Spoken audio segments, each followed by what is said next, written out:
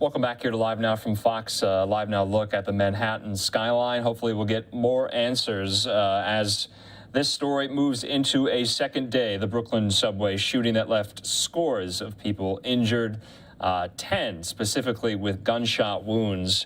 Thankfully, no fatalities in this situation. We're going to hear very soon from the NYPD, Commissioner Sewell, and so many other officials, including Mayor Adams, as the investigation and the manhunt moves forward. We also have some Live Now looks there at the White House in Washington, D.C.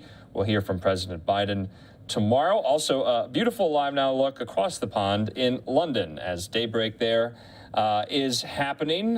Just wanted to show that really cool live picture as well. But like I said, we are out back to New York City with the latest. This was the latest press conference in case you might have missed it. So please stick with us here for this story. We'll be covering it all day tomorrow as well. Don't forget, give us a follow on Twitter. Our handle is @LiveNowFox. You can also visit our website, livenowfox.com, for all the latest. Let's go back out to New York.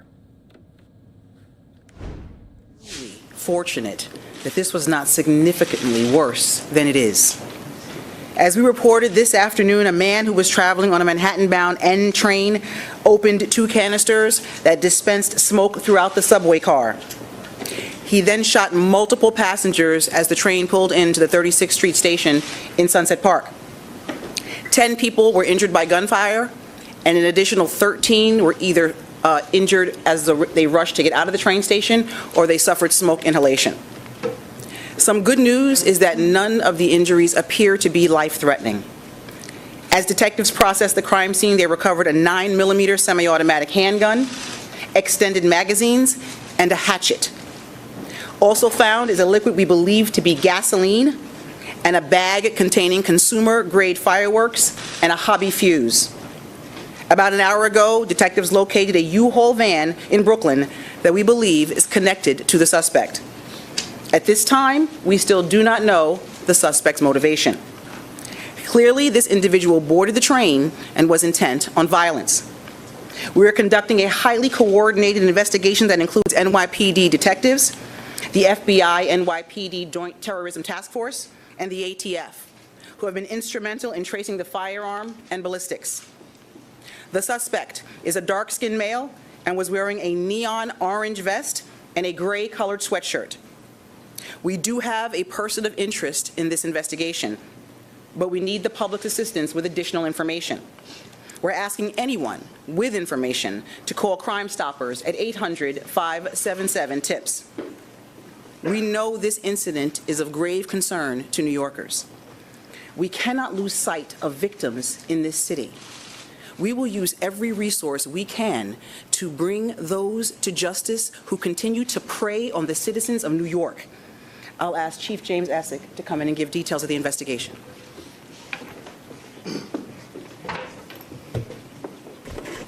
Good evening, everybody.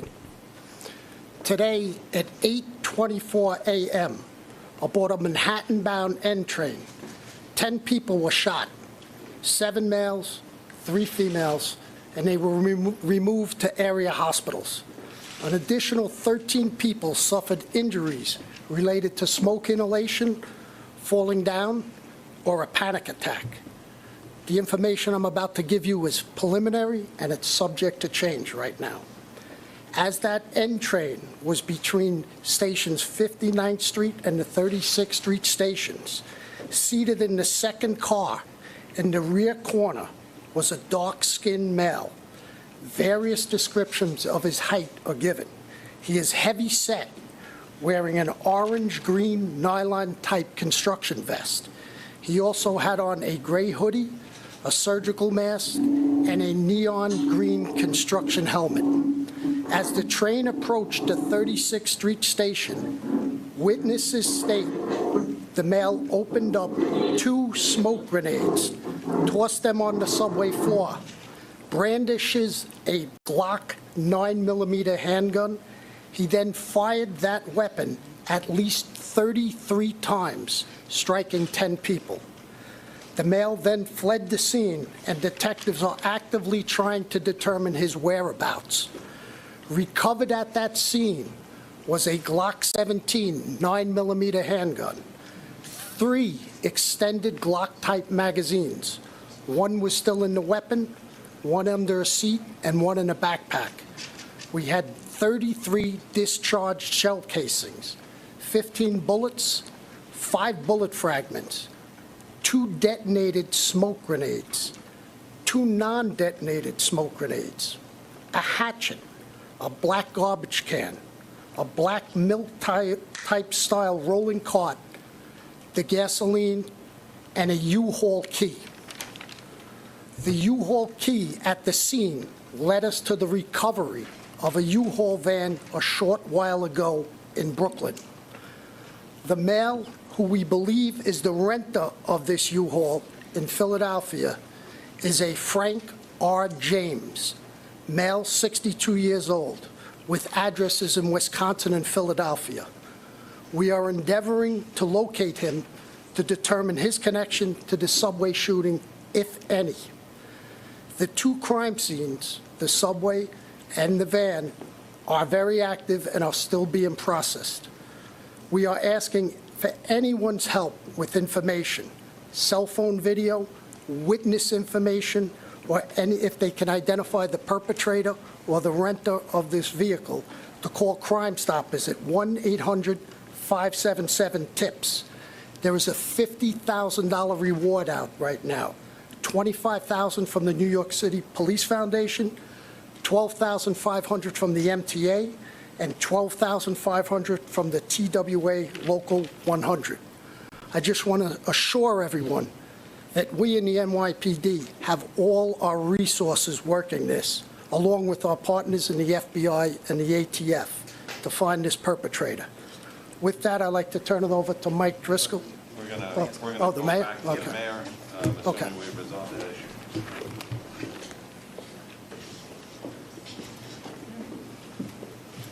Mr. Mayor, we're ready for you. Thank you, Commissioner and Chief. As we indicated, today was a difficult day for New York. And days like these are playing out too often in cities across America.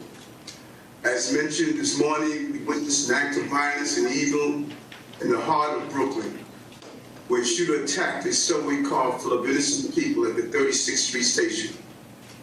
We saw a quiet Tuesday morning turn the M train into a war zone as a smoke bomb was detonated and multiple shots rang out.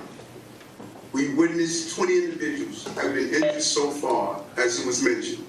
And thanks to the quick thinking of the MTA crew and the bravery and cooperation of passengers, lives were saved. And thanks to our first responders, the injured were quickly taken to area hospitals, and all of them are expected to recover.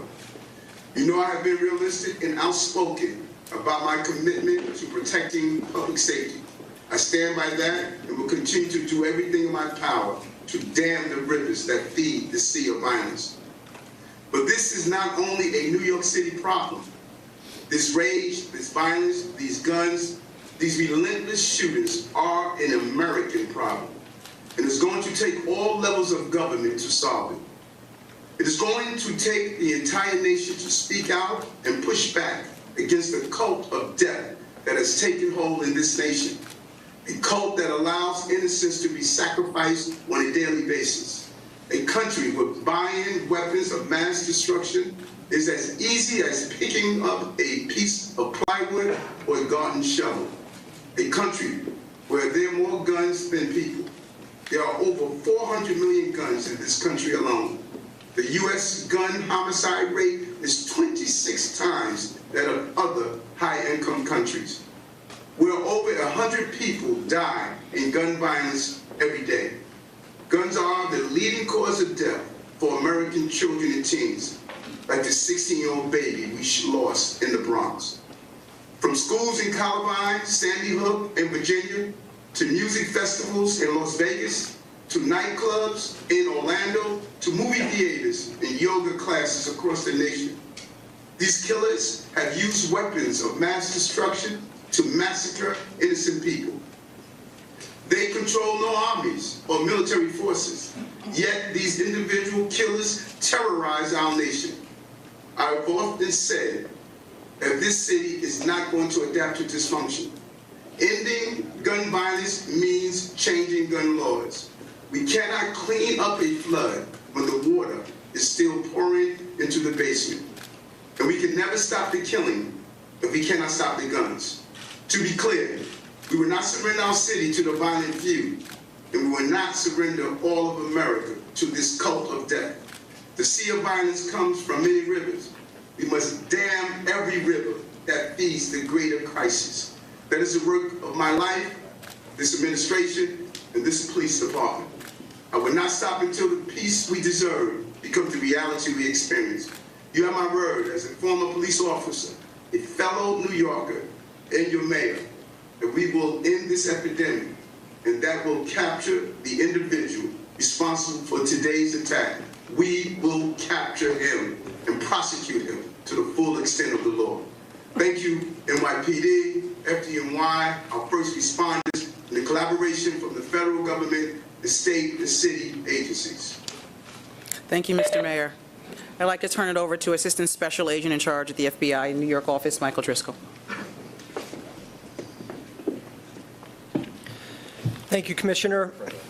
I want to start by expressing our hopes and prayers that the victims of this event will enjoy a quick recovery. They are our primary focus right now. I also want to echo the thanks for the partnership to the NYPD, the ATF, and all the partners who are contributing to this investigation. Right now, the FBI NYPD Joint Terrorism Task Force is fully engaged with this investigation, providing assistance through manpower, technical assistance, and basically everything we can throw at it. We expect the process to be a long one as we gather all possible information to track down all possible leads. And I would encourage you, as it was mentioned earlier, to please reach out to the NYPD tip line at 1-800-577-TIPS. And I would also add, as frequently the case in many of our current investigations, everyone's got a cell phone in their pocket. There's a lot of video out there. If you have digital information that you'd like to share with us in connection with this investigation, please visit fbi.gov/Brooklyn shooting, where you can upload that information. So we are seeking the public's help. You heard mentioned before of a name of possible interest. Videos would be particularly helpful, or any other additional witnesses who have yet to come forward that can provide information that might help this investigation.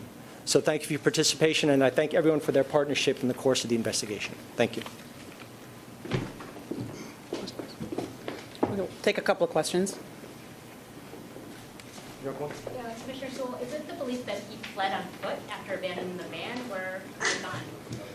We are not sure where he went at this point. That is subject to investigation. We have a number of resources that are combing on foot and doing video canvases as well to determine where he went.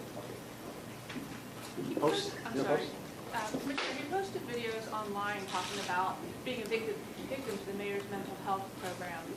Can you talk to us about this? Do we know the department? So based on some preliminary information, there are some postings possibly connected to our person of interest where he mentions homelessness, he mentions New York, and he does mention Mayor Adams.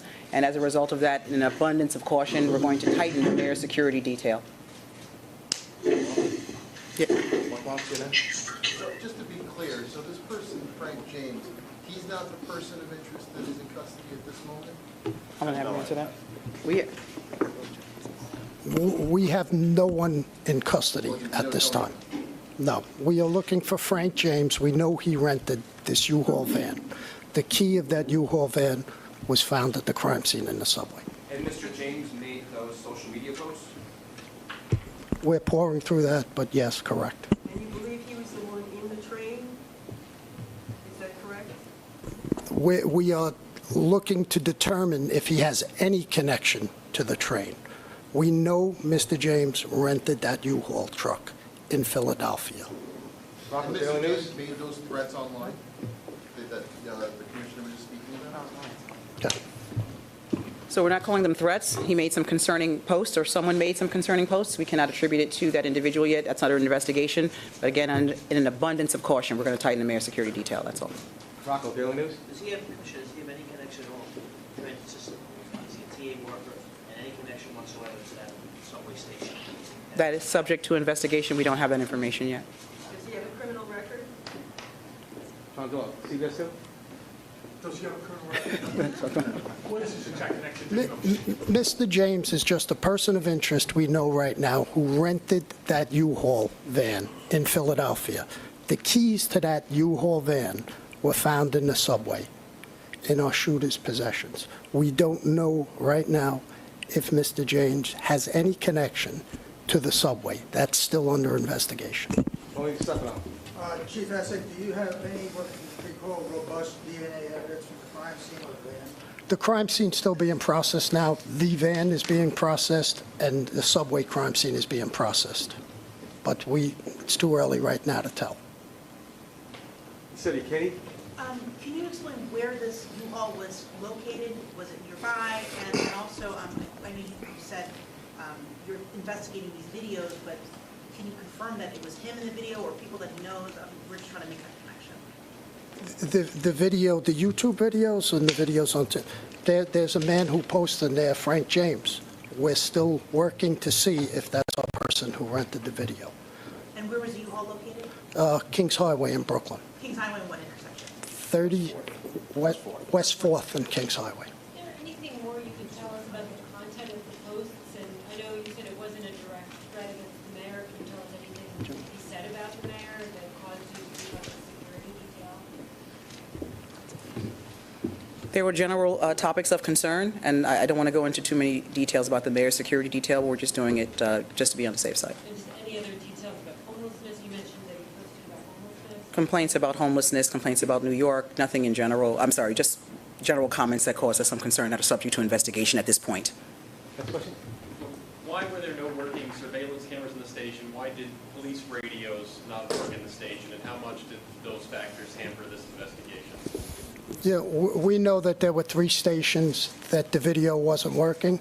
We're still investigating that to see why or how those, whether it was a mechanical problem, electrical issue, why those videos weren't up. And the police radios? There was no issues with police radios in There were this. reports that one of the first officers on scene said his radio wasn't working, and he told one of the teenagers there to call 911. Yeah, so patrol officers, officers who work topside, if you will, in patrol precincts, when they go down the station, they have to switch frequencies. It's a UHF versus VHF. So if they didn't switch the radio over to the VHF frequency, they would not be able to transmit down in the subway station. So it's user error. It wasn't a problem with the actual radio. Bloomberg News? How many officers are assigned to the 36th Street station, and were there any officers in the station at all? So we don't typically assign officers to subway stations. Officers patrol on a rotating basis. They ride trains, they come out, they patrol the stations. Patrol officers from the precincts stop, go down, they do station inspections. We've been doing that since January, so that station was patrolled several times today. There were no officers present in the station at the time of the shooting, but it had been patrolled several times on this calendar date prior to the shooting in the early morning hours. Next question. What do we know about Mr. James and his local ties to New York City? Timmy? We know Mr.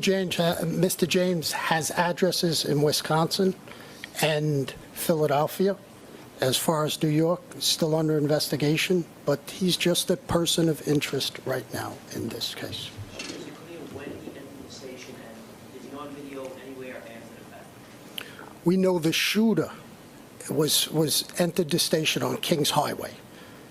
So we're asking for anybody who knows from Kings Highway to 35th Street is 8 stops. Anybody who sees him with any information, please call Crime Stoppers. When was James last seen?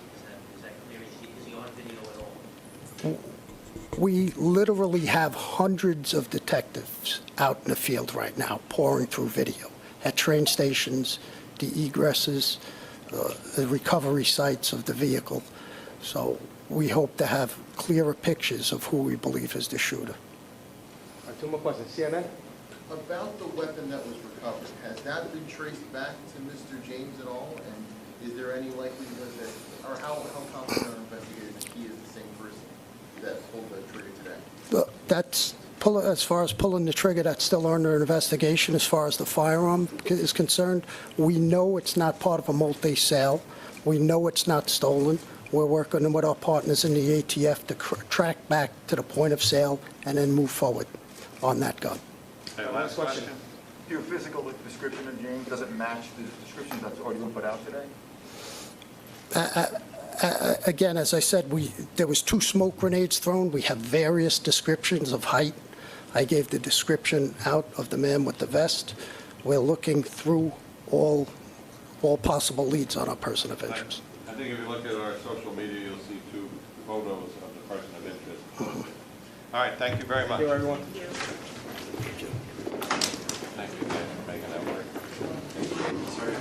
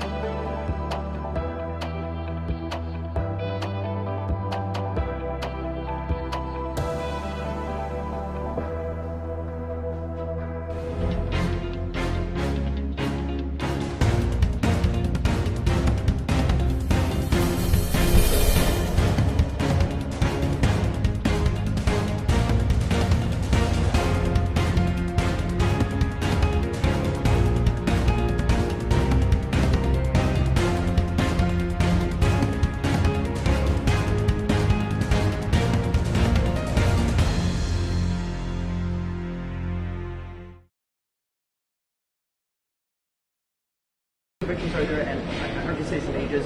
What was the age range? Who was the youngest victim? Who was the oldest? The youngest one here was 12 years old. I can confirm that. I don't know the children. I believe all the children, the young people came here. This is the only pediatric trauma center in the borough, so I believe they all arrived here. They had 4 children and 1 adult. They count the 18-year-old as the adult. So there were 5 patients that were brought here today. I don't know more on the conditions. I do know some of the numbers increased. It was not shooting victims. It was more likely police officers who had succumbed to the overcoming with smoke, and that seems to be more smoke-related injuries. I spoke to some of the doctors here today about what's involved in that. A lot of it's monitoring the blood levels, making sure no toxins got in the blood is the concern, but those are not gunshot wounds.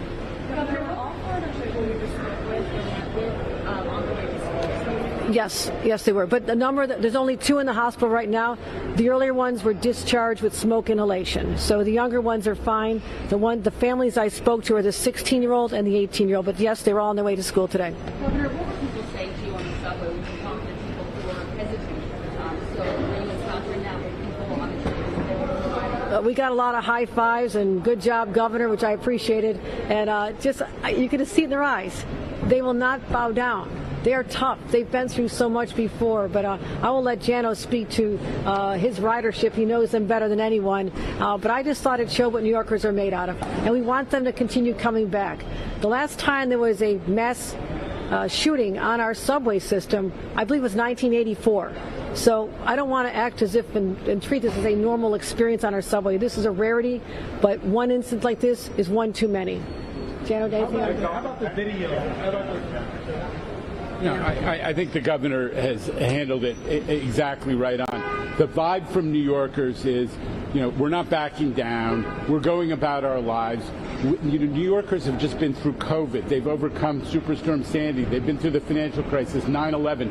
They are incredibly strong. But they're also mindful of the need for all of us to team up and increase subway safety. Governor, Mayor Adams made a commitment to subway safety before this event. We've heard from all the levels of government that commitment is redoubled today, and we've seen it even before this event. More cops on the platforms, more cops on trains. Mayor Adams has said he's going to go even further today. I think that's going to make a difference. It's already started today. The video camera's not working in the subway station where the incident happened. Well, we have 10,000 cameras, almost 10,000 cameras in the system, up from 3,000 only a few years ago. We spent hundreds of millions of dollars. We have 600 cameras just on the section of the N line in Brooklyn. Premature to say which cameras were exactly right and produced the best evidence, but the whole system is really of cameras is really working. It's producing a lot of arrests. When bad guys do stuff, we always seem to get a picture. The cops today were looking at cameras up and down the system because they wanted to see where this criminal had entered the system, as well as where he may have left. I think it's a big help over the long run. Anything else? All right. Thank you. What's about now the Passover? Pardon me? Now there's being Passover. Now it's Passover. Will there be more cops? Yes, there'll be more police on the streets for sure. It's something we take very seriously as we head into the holiday season, Passover, Easter to follow. So there will be more police to protect people. Absolutely. Absolutely. All right. So let me clarify. You got 2 people here? Yes. Yes. Just the children came here. So. 2 people from the. Yes. Yes. Two. We may be making the rounds. We're trying to get updates as the situation unfolds, and so we'll try to visit more patients and their families. And really, all I wanted to do is extend the love of 20 million New Yorkers to all of them and give them a virtual as well as a personal embrace. It was very important to me just to see the moms at their time of great stress. There's nothing more frightening for a mom or a dad than to see your child injured.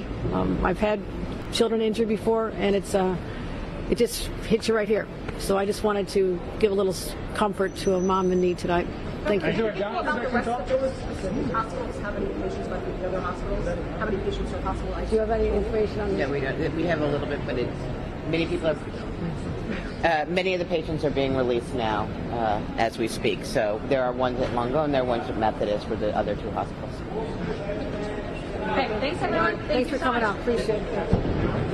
Hey, Ken? Yeah, but the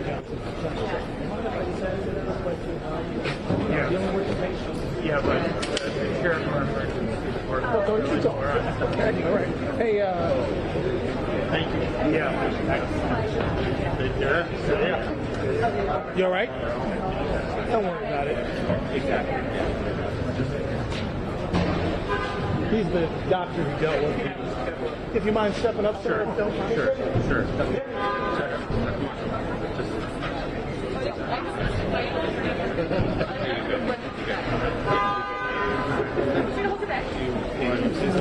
I only have 1 patient. We're going to get a video. Thank you, doctor. Sure. Is this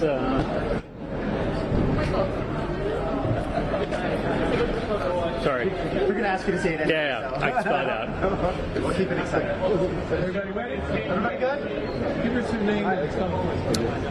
It's Dr. John.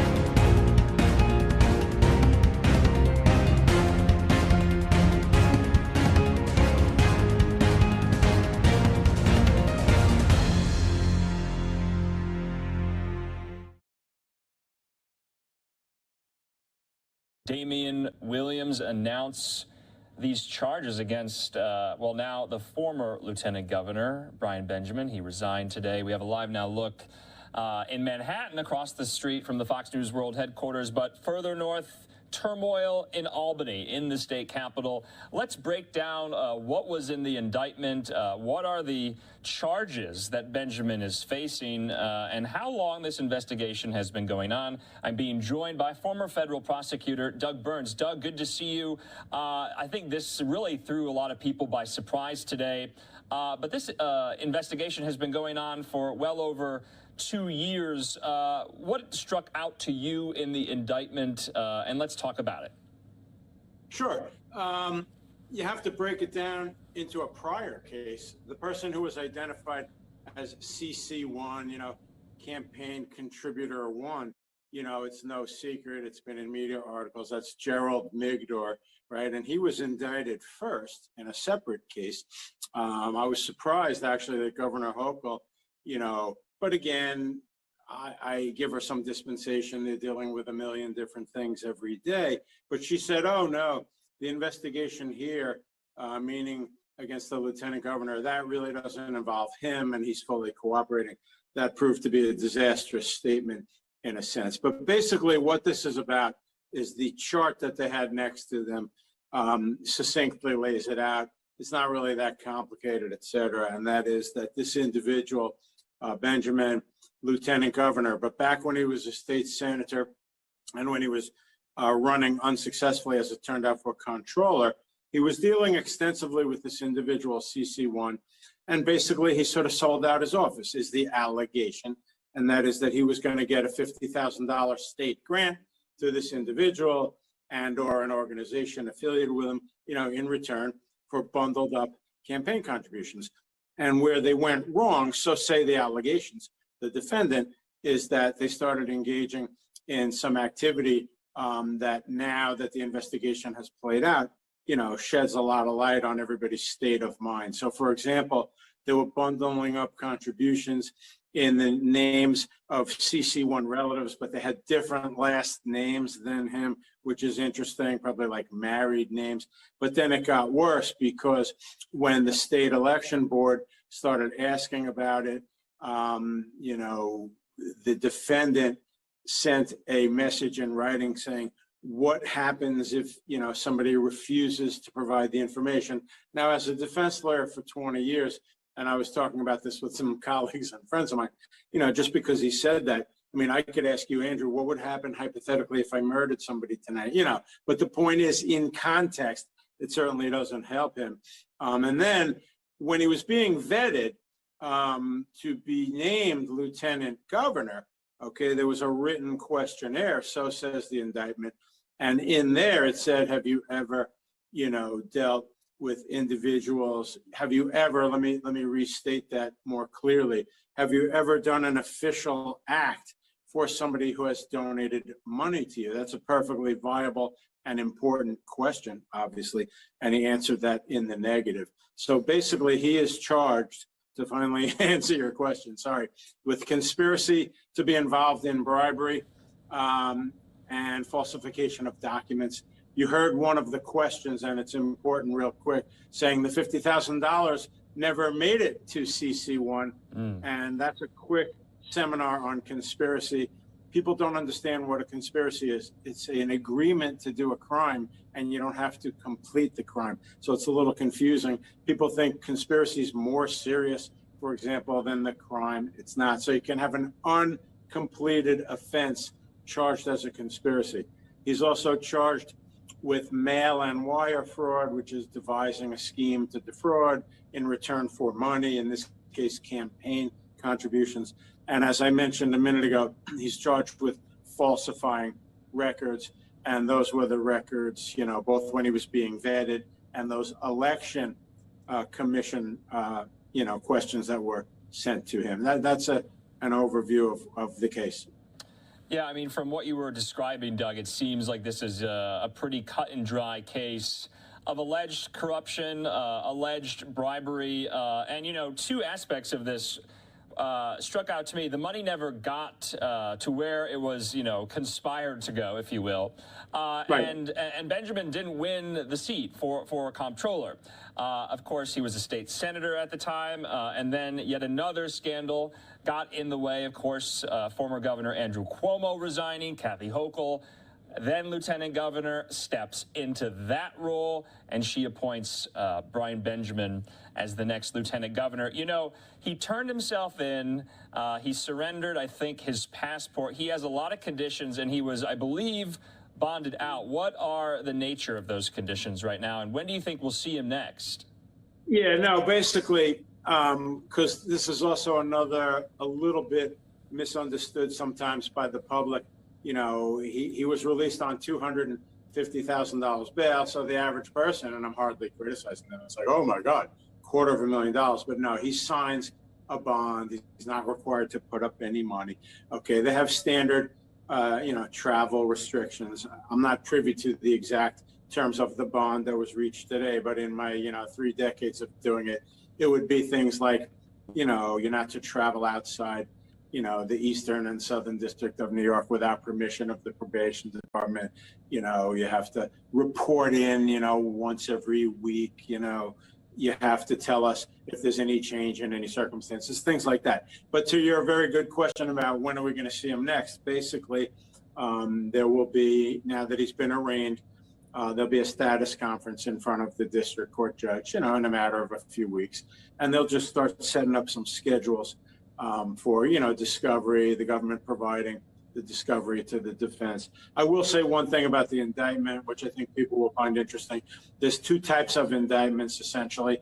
One is what we call a bare bones statutory one, which is the defendant, Mr. X, engaged in a conspiracy to do bribery and falsification of records in violation of statute number X, Y, and Z, and that's it. That's a bare bones statutory one. Then you have a speaking indictment, and that's sort of a nightmare for the defense, because a speaking indictment, as this one is like 24 pages, lays out in painstaking detail, all of the facts in support of their allegations. So the indictment, which I went through, really lays out in great detail what the allegations are. So he'll be back in court for a status conference to set some timing, for motions and discovery. Yeah, of course, it doesn't seem like Albany can get over the last scandal without getting itself into a new one, Doug. Of course, this is a election year. Kathy Hochul is running for a full term as governor. No doubt this is a political liability. Lastly, though, I just want to read in part the statement from Benjamin's attorneys that Fox News obtained. They say there has never been a federal case like this in America. Brian supported a $50,000 grant to Friends of Public School Harlem, and they say every dollar was to buy supplies for public school students in Harlem. There was nothing inappropriate about this grant. Now, the indictment itself is not necessarily about the motive or the good intentions behind the grant. Well, you could have, you could have the greatest motivation in the world, and I don't fault them. That's sort of a public relations type thing. And again, the editorial from me that you always hear is, I don't prejudge a case. I read the allegations, and now we'll see if they can be proven beyond a reasonable doubt and so forth. But the fact of the matter is they're cherry picking the notion that, this grant was for a great cause. That completely misses the boat, okay? Because the allegation is that that grant specifically went there as opposed to somewhere else because of you getting money and quid pro quo. Now, it can get ironic, by the way, because, and this is what you're intimating, because where it actually ends up based on this alleged corruption could be perfectly good, noble, or even better than any other options, but that's not the point. The point is, he's specifically charged, by the way, with deprivation of honest services. So hear me out on that for 2 seconds. Honest services is, I'll decide where this grant goes simply on the merits, totally apart from whether anybody's giving me any contributions. And look, the government's got to step up and prove this. They have to prove that the reason that that grant was earmarked to go where it was supposed to go, even though it didn't get there. I know it's a little confusing, but the reason for that is because he was being given these bundled campaign contributions and so on. There's also another little quick aspect apart from the 50,000, and that is, Andrew, in the indictment, they talk about him offering to get a zoning variance, which is always very, very important, obviously, to real estate people. And he had explained specifically, according to the indictment, this particular variance is really hard to get, and so on and so forth. And they're saying that he sold out his office, and in return for these bundled contributions, he was going to get him that variance. And again, that question is worth repeating when he was being vetted for lieutenant governor. Have you ever taken an official action on behalf of somebody who's donated money to you? He answered that no. And that's problematic, obviously. It'll be interesting to see where this all goes. As always, Doug Burns, thanks for joining us here. We'll talk to you again. Appreciate it. Thanks.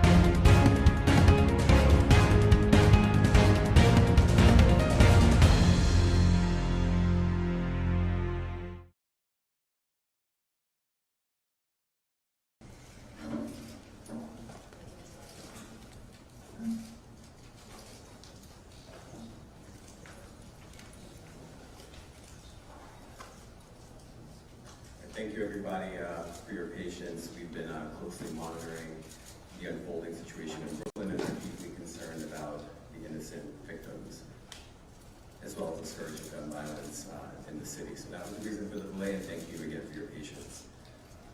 Good afternoon. My name is Damian Williams, and I'm the U.S. Attorney for the Southern District of New York. Today, we announced that Brian Benjamin, the Lieutenant Governor of the state of New York, has been indicted for bribery and related offenses. Mr. Benjamin surrendered to law enforcement this morning and will be presented this afternoon before Magistrate Judge Wang. This is a simple story of corruption. We allege that Benjamin struck a corrupt bargain with a real estate developer referred to in the indictment as CC1. Benjamin allegedly directed a $50,000 state grant to a nonprofit organization controlled by CC1.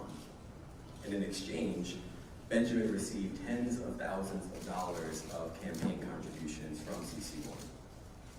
Those contributions were directed both to Benjamin's State Senate Campaign Committee and to Benjamin's New York City Comptroller campaign. Taxpayer money for campaign contributions. Quid pro quo. This for that. That's bribery, plain and simple. But that's not all. We also allege that Benjamin repeatedly lied to cover up the bribery scheme, including by falsifying campaign forms and misleading city regulators. And we allege that Benjamin repeatedly lied on the vetting forms that he filled out before he was appointed lieutenant governor. That's a cover-up. Now, public corruption erodes people's confidence and faith in government. but the Southern District of New York will never give up on trying to root it out. Because our obligation, our only obligation, is to uphold the rule of law. Now, the charges that I'm announcing today reflect the hard work not only of the women and men in my office, but also the hard work of our partners in law enforcement at the FBI and the New York City Department of Investigation. And to my left is Michael Driscoll, the Assistant Director in charge of the FBI's New York Field Office, and Jocelyn Strauber, the Commissioner of the New York City Department of Investigation. And I want to thank them and their teams for their dedication and professionalism in seeing this investigation through. I also want to acknowledge and thank the career prosecutors in my office who are handling this matter: David Abramowitz, Tara Lamort, Allison Moe, Jared Schaefer, and their supervisors, Rebecca Donaleski and Tom McKay, the chiefs of the Public Corruption Unit. I now want to invite up our good friend from the FBI, Michael Driscoll. Thank you, Damien. And I want to thank everyone for being here today. I did want to start by just making some brief comments about the events in Brooklyn this morning. The FBI's and NYPD's Joint Terrorism Task Force is made up of over 50 agencies, and we are fully engaged on this investigation. It's still very much in its early stages, but our focus right now and our thoughts and prayers are with the victims. We're following every viable lead, and we will continue to do so with the NYPD and our other city partners. I expect evidence collection for this event will take some time, but we're grateful for the residents and the witnesses who've already stepped forward to help, and I look forward to more assistance as we proceed. If you do have information to provide relevant to the attack, please reach out to the NYPD tip line at 1-800-577-TIPS. And it's vitally important this time that we don't inadvertently disclose information that could inform the subjects, so I will defer any specific questions regarding the events to the press conference that the Commissioner held just a few minutes ago. And I don't expect to be able to answer any real specific questions about the events at this time. Regarding today's indictment, in early 2019, Brian Benjamin began planning his campaign for New York City Comptroller, while also running for re-election for the New York State Senate. In order to procure funding for this campaign, as alleged, Benjamin asked an individual, identified as CC1, as Damien noted, to procure several small donor donations. In exchange for these donations, Benjamin used his official position as New York State Senator to allocate discretionary funding to an organization controlled by CC1. Again, that is your quid pro quo. Throughout the course of this scheme, Benjamin remained aware of at least some of the fundraising efforts, and accepting numerous small donations on its own is not illegal. But it is, however, illegal to exploit one's official authority by allocating state funds as part of a bribe to procure these donations, and to engage in activity to then cover up that bribe. As alleged, Benjamin's conduct directly circumvents those procedures put in place to keep our system fair. And for those reasons, he's facing federal charges today. This remains very much an ongoing investigation. And I do want to thank the support from the U.S. Attorney's Office, specifically Damon Williams and his team, the Chief of the Public Corruption Unit, Rebecca Donaleski, and Tom McKay, Assistants United States Attorneys David Abramowitz, Tara Moore, Allison Moe, and Jared Schaefer, the Department of Investigations Commissioner, Jocelyn, thank you for being here today, and thank you for your support throughout this investigation. And I do want to highlight the work of FBI's Public Corruption Task Force. Their focus, their efforts, their concentration is ensuring that systems like this remain safe. And this is the perfect example of their work. So I'm very proud of the work they've done and very grateful that they continue to do it. Thank you all for being here today.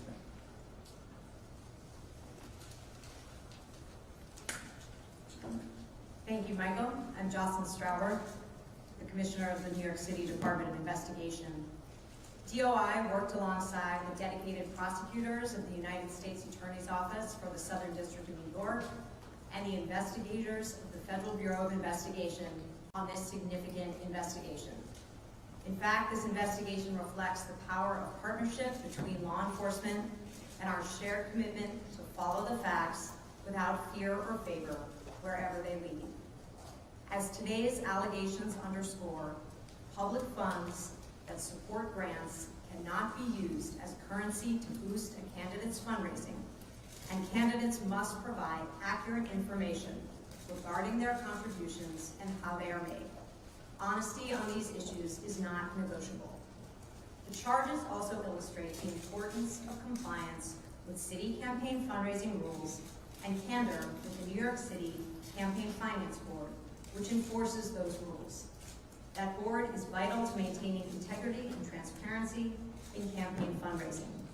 The lies and deception alleged here frustrate its work and deprive New Yorkers of accurate information with respect to political contributions.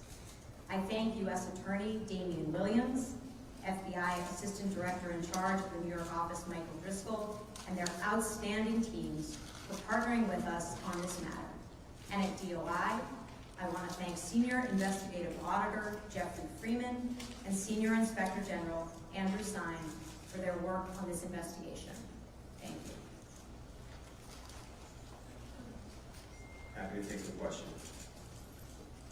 Was it just this one grant, or Name's gonna call.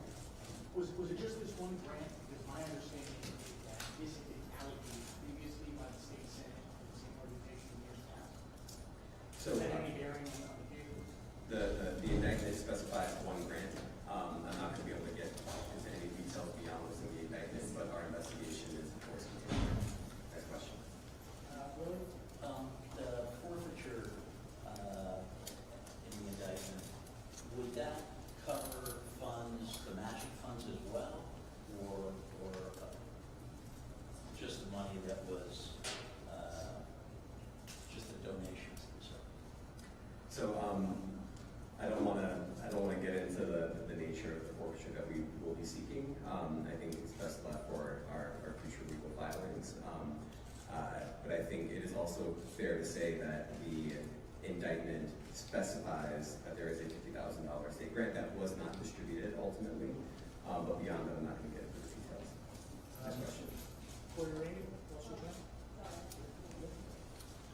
Sure. I was wondering if you could talk a little bit about how you first came to be suspicious of this fundraiser. There was some other reporting, you got known as static, was it another tip? How did you first come to become suspicious? Well, I can't speak to how and when we started our investigation, but I can say you referenced a public reporting. I know the city had an article on January 4th of 2021. That was not the basis of our opening the investigation, but of course that article was linked to the indictment. Next question. Was anybody else involved from the Harlem office? Not from the state finance? I'm sorry, can you repeat the question? Anybody else from the Harlem office involved from the state senator that you know? So I'm not going to be able to speak to other people who may or may not be involved in the scheme. The indictment does speak about the lieutenant governor, of course, and CC1, but beyond that I can't get into details of who else was involved in the scheme. Next question. All right, Greg Smith from the city. So your investigation was ongoing when the city reported on some of these dubious donations. But my read of the indictment is that Benjamin continued to interact with that developer and solicit more donations from him after the public reporting. What do you want to say about the raciness, the chutzpah, whatever? Well, I think it is our I don't want to characterize the indictment. I think it's a serious offense, of course, that we've laid out. Any public corruption offense that we bring is a serious offense. I'm not the first U.S. attorney to announce corruption offenses from this podium, and I'm certainly not going to be the last. But you read the indictment correctly. The city article came out on January 4th, and there are facts that continue to be laid out after that date. Next question. Last question. There was a vetting process that was in place for Governor Hochul's team to determine, whether Brian Benjamin was fit to be lieutenant governor. Did her campaign or her office in any way contact you or any of the other investigating offices about this ongoing investigation, given the timeline? I can't speak to contact that we have or have not had with the governor's office. What I can speak to is what the indictment does set forth, which is evidence of repeated or allegations of repeated lies that the lieutenant governor told in connection connection with seeking the office of Lieutenant Governor at the time. Can you speak to any involvement that Senate Majority Leader Andrew Stewart Cousins has had in this scheme? Are you investigating her and is she being interviewed? So many questions in there. I can say that this indictment is about one person, Brian Benjamin, and the actions that we allege that he took that amount to bribery and other offenses. I'm not going to get into anyone else who is identified in the indictment or not identified by name. What, if anything, do you say about Mr.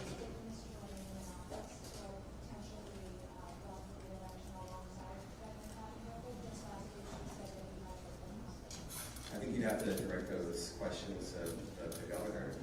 I heard earlier today that she intends to address the allegations, and so I would talk to her about that. Is there any legal authority you set aside for the Our indictment levels serious charges against him, but any decision about whether he remains a candidate or not is up to him and other people. That's not for us to say.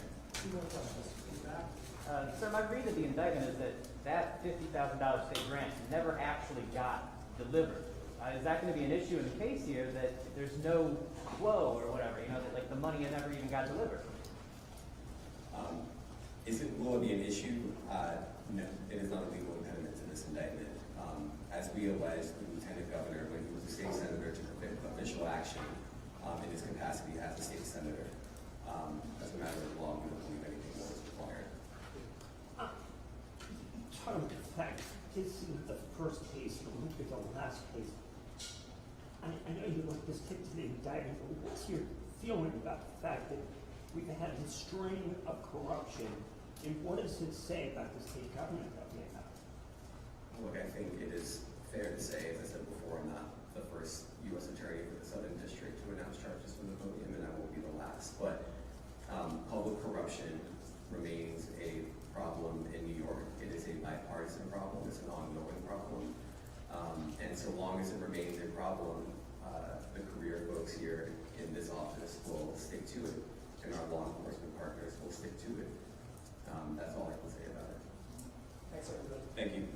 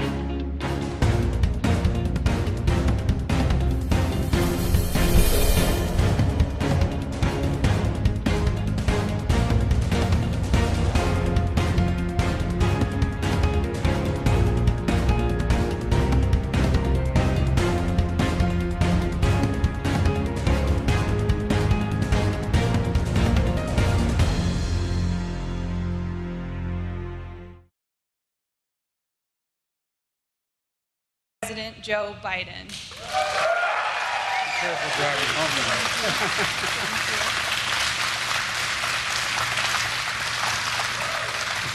Thank you very, very much.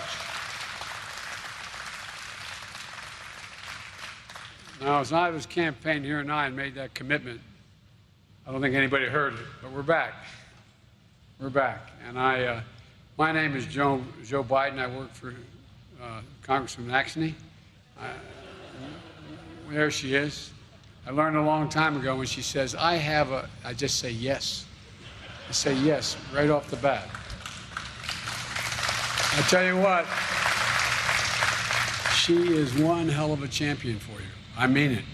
I mean it. You ask anyone, if you ever come to Washington, walk into the Congress, say, you know anybody from Iowa? The first thing they'll say, they'll mention her name. Anyway, she said, thank you. Thank you for your friendship. To start, I'd like to say a few words about the mass shooting in New York City subway this morning you've all read and heard about. Jill and I, my wife Jill and I, are praying for those that are injured and all those touched by that trauma. And we're grateful for all the first responders who jumped into action, including civilians who didn't hesitate to help their fellow passengers and try to shield them. My team has been in touch with Mayor Adams and New York's police commissioner, and the Department of Justice and the FBI are working closely with the NYPD on the ground. We're going to continue to stay in close contact with New York authorities and as we learn more about the situation over the coming hours and days. And something could have broken between now and the last hour. I haven't heard the news. I haven't spoken to anyone of my staff. But we're not letting up on it until we find out and we find the perpetrator. Now, to the reason I'm here today. I want to thank you, Rachel, and thank you, Congresswoman Axne. When you hear about progress we're making in Iowa on everything from biofuels to bridges, you can thank Cindy. That's what you know. I'm not joking. I am not joking. There was no fence at the White House high enough to keep her out. None. All kidding aside, Cindy, you're doing one heck of a job. Thank you so much. I also want to say a special hello to someone who really wanted to be here today. And you think I'm kidding. He's the guy that brought me to the first biofuel plant in Iowa years ago. Your former governor and my Secretary of Agriculture, Tom Vilsack. Unfortunately, couldn't be here today. He went to a press event in Washington, and like 2/3 of the people who went, I think, they got COVID. He's doing fine. Spoke to him, but he couldn't be here. But I'm here today to talk about the work we're doing to lower costs for American families and put rural America at the center of our efforts to build a future that's made in America. And that's not hyperbole. It's about being made in America. A lot of that has to do with this industry. I just had a chance to see the work you do here and turn more than 40 million bushels of local corn into 130 million gallons of ethanol a year. That's a lot of gallons. We want to see facilities like this all over the Midwest, and here's why. First, it supports farmers and the farm economy. You know, everybody thinks Delaware is a big industrial state and banking state and DuPont. We have a $4 billion industry. It's called agriculture in Delaware. And it's mostly, we have more chickens in Delaware, broiler chickens, than you have in the entire Midwest, I think. But all kidding aside, it is a big industry in Delaware. And my state, everybody thinks is an industrial state. It's a very rural state. The largest city outside of the main city of Wilmington, Delaware, is almost 150,000 people, is 20,000 people. It's a rural state. And so we understand about getting the rural communities engaged and being able to make it generally. And all that corn in the silos is from farmers within 60 miles of here. Knowing you have a buyer gives farmers something they don't often have: peace of mind, certitude about where their product can be sold and to get a fair price for it. Second, it creates good-paying jobs. It's estimated there are over 400,000 jobs directly and indirectly supported by this industry nationwide. There's a lot of people. That's a lot. And a lot of paychecks, and good, decent paychecks. Third, it reduces our reliance on foreign oil. By adding this fuel to our gasoline, 10% or 15%, even more, stretches the supply. And fourth, it gives you a choice at the pump. When you have a choice, you have competition. When you have competition, you have better prices. And in addition to all that, you get less harm to the environment, lower greenhouse gas emissions, and you get even byproducts like grain here, which goes into animal feed and which helps cattle producers and lowers their cost. This is an industry with a tremendous future. I've set a goal of zero carbon for aviation sector, for example, by 2050. I've spoken with the leading heads of all major airlines. It's going to require billions of gallons of sustainable aviation fuel.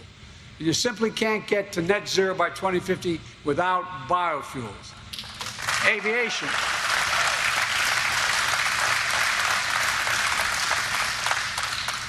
Aviation isn't the case where you blend in a little bit of biofuel. It's where it's called drop-in, meaning 100% biofuel.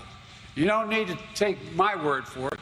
Take the word of the CEO of American Airlines, who said, sustainable aviation fuel is the cornerstone of our strategy, end of quote. And the CEO of United Airlines, who called the first biofuel-powered flight a significant milestone for our efforts to decarbonize our industry. To bring that future within reach, I proposed a sustainable aviation fuel tax that we brought together the government's agencies, aircraft manufacturers, airlines, fuel producers, airports, advanced, cleaner, and more sustainable fuels for American aviation. That's how we're going to get there. And we can. We're on the cusp of so many significant things that are going to happen in this country, not just in the fuel side, but in the next 10 years. Your children are going to see more change in the next 10 years than we've seen in the last 40 years. That's how rapidly technology is changing. So this industry has a role to play in a sustainable energy future. But I'm here today because homegrown biofuels have a role to play right now, as we work to get prices under control and reduce the costs for families. Look, I grew up in a family, not a joke, where if the price of a gallon of gasoline went up, it was a conversation at our kitchen table. It mattered. It mattered with my mom and dad. It made a difference. We felt it. Putin's invasion of Ukraine has driven up gas prices and food prices all over the world. The two largest grain producers in the world, Ukraine and Russia, are not doing what they usually do, so everything's going up. We saw today's inflation data. 70% of the increase in prices in March came from Putin's price hike in gasoline. We need to address this challenge with an urgency that demands. That's why I've called on Congress to move immediately to lower the cost of families' utility bills, prescription drug bills, and more, while lowering the deficit to reduce inflationary pressures. And that's what we've done. We lowered the deficit by $300 billion so far. And it's expected. So, folks, we can do these things without raising a penny in tax on anybody in this hall. Yeah. In this giant barn. Look, it's going to make a big difference for families. You know, and it's the most impactful way that Congress can address inflation right now. But even as we work with Congress, I'm not going to wait to take action to help American families. I'm doing everything within my power by executive orders to bring down the price and address the Putin price hike. In fact, we've already made progress since March inflation data was collected. Your family budget, your ability to fill up your tank, none of it should hinge on whether a dictator declares war and commits genocide in half a world away. To help deal with this Putin price hike, I've authorized the release of 1 million barrels per day for the next 6 months from our Strategic Petroleum Reserve. This is by far the largest release of our national reserve in history. It's a wartime bridge to increase oil supply as we work with U.S. oil producers to ramp up their production this year. Coordinated release with partners and allies around the world. I've spent hours and hours with my counterparts around the world trying to get them in on the deal. And shortly after I made the announcement, over 30 countries agreed to release another 60 million additional barrels onto the market. Over 240 million barrels over the next 6 months is the bridge to be able to make sure we are going to be able to keep prices down. This is the largest collective reserve release in history. Hundreds of hours of meetings with key allies, keeping them together is paying off. Putin was counting on the division of NATO, the division of the European Union, the division of the world. We've spent a lot of time, but they're all following, every single one, including in Asia, South Korea, Japan, Australia, all of them. Nations coming together to help deny Putin the ability to weaponize his energy resources against American families in Europe and around the world. And by the way, we're also cutting off access to technology for him. Without American technology, look at the number of major American companies on their own, not at my urging. Over 600 of them, from Exxon to McDonald's, have left Russia. He has a burning tundra, literally. It's burning. The permafrost is burning. He's got a problem. And we're not going to let him cause that problem to spread to the rest of the world. And that helps stop the run-up of oil prices that have begun to bring prices down a little bit. As a result, countries acting together to release this reserve. And America should be seeing the savings. And we're not just learning and leaning on our reserves and our allies and partners to help bring down the gas prices and to power the nation. We're leaning on you, our farmers, our biofuel refiners. Today, I'm announcing that the environmental, and I don't think it's much of an announcement, it's already broken out pretty much the last 24 hours, but the Environmental Protection Agency is planning to issue an emergency waiver to allow E15 gasoline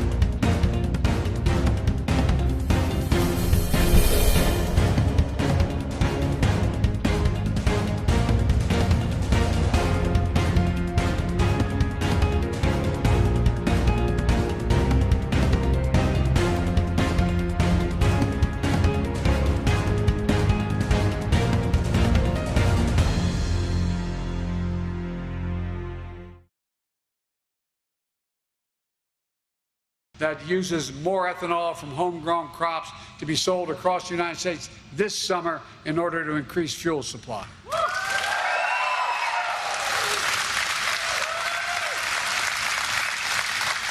And folks,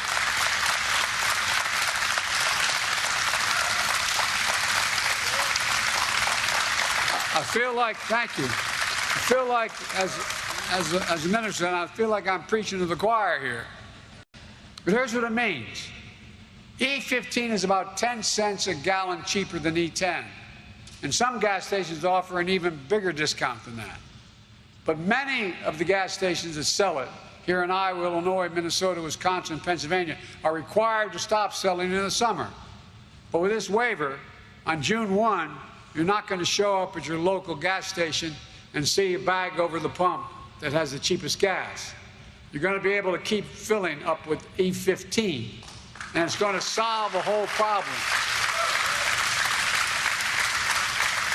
But it's not going to solve all our problems, but it's going to help some people. And I'm committed to whatever I can to help. Even if it's an extra buck or two in the pockets that they fill up will make a difference in people's lives. And even though E15 is only available in a few thousand pumps today, we're investing more than $100 million to build biofuel infrastructure of the future. Things like blender pumps, the gas pumps that can handle higher blends of bioethanol and diesel fuel. Of course, there's more we need to do to bring down the prices for American families. We're also working to address food prices, because right now, farmers aren't getting a fair deal and nationwide, and neither are families at the grocery store. Back in July, I signed an executive order to promote competition to help level the playing field for many family farmers and ranchers, because, as many of you here know better than anyone, that 4 big companies control more than half the market for beef, pork, and poultry, giving ranchers very few choices about who to sell to get their product. These big conglomerates drive down prices they pay farmers, and even as they drive up prices at the grocery store. So we're investing up to $1 billion in the American Rescue Funds for new and expanded meat and poultry processing capacity throughout this country.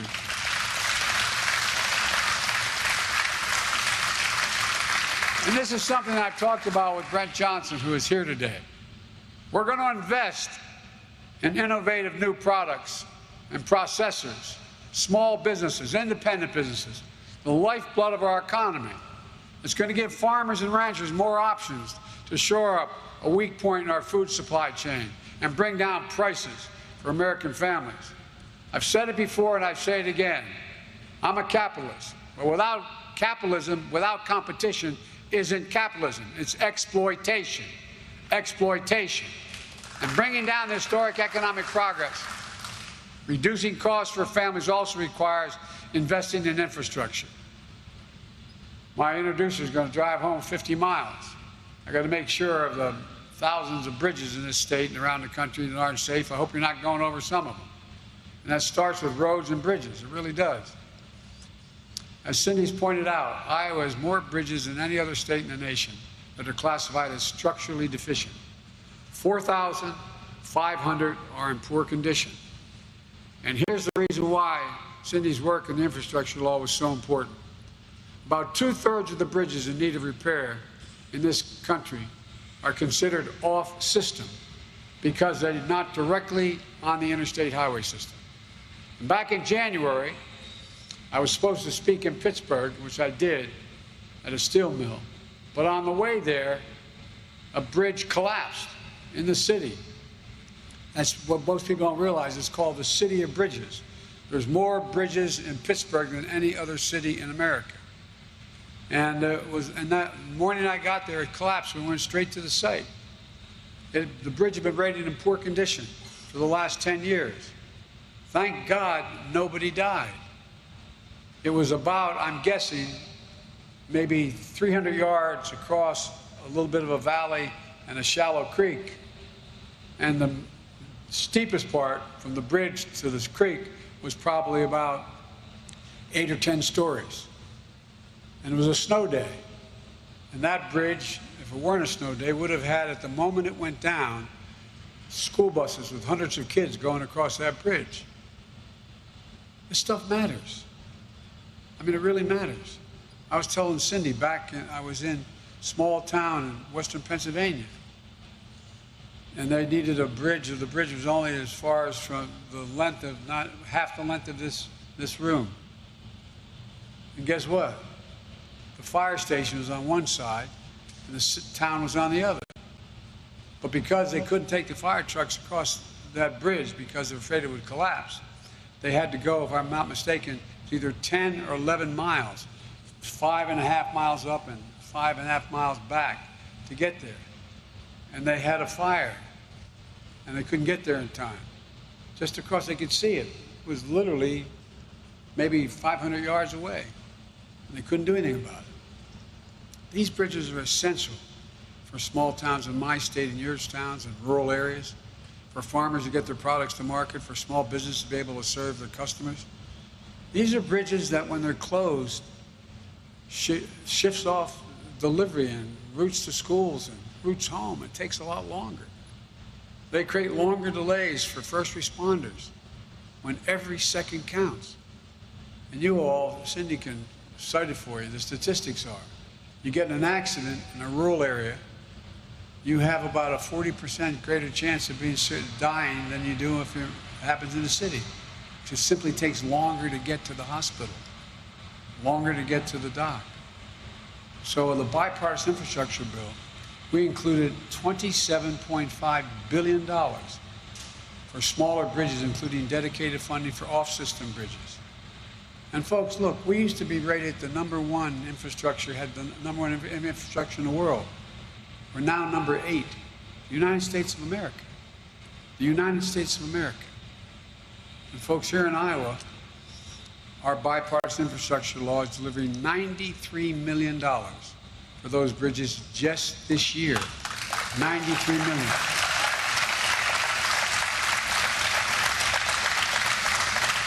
And at least $14 million for off-system bridges this year.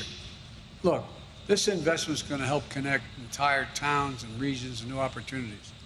We've gone from waiting for Infrastructure Week, now you got infrastructure decade, 10 years, 10 years. And we owe it to you, seniors. Look, it's going to help workers get jobs, good paying jobs, products get to market, reduce costs for families. With this investment, we're sending a message to America's small communities and the people who call you home, this home. You matter. You matter. We see you. Not a joke. And we're building back with you. We're making sure you're not left out or left behind. We're also investing in universal, affordable, high-speed internet. I was surprised at this number, I have to tell you.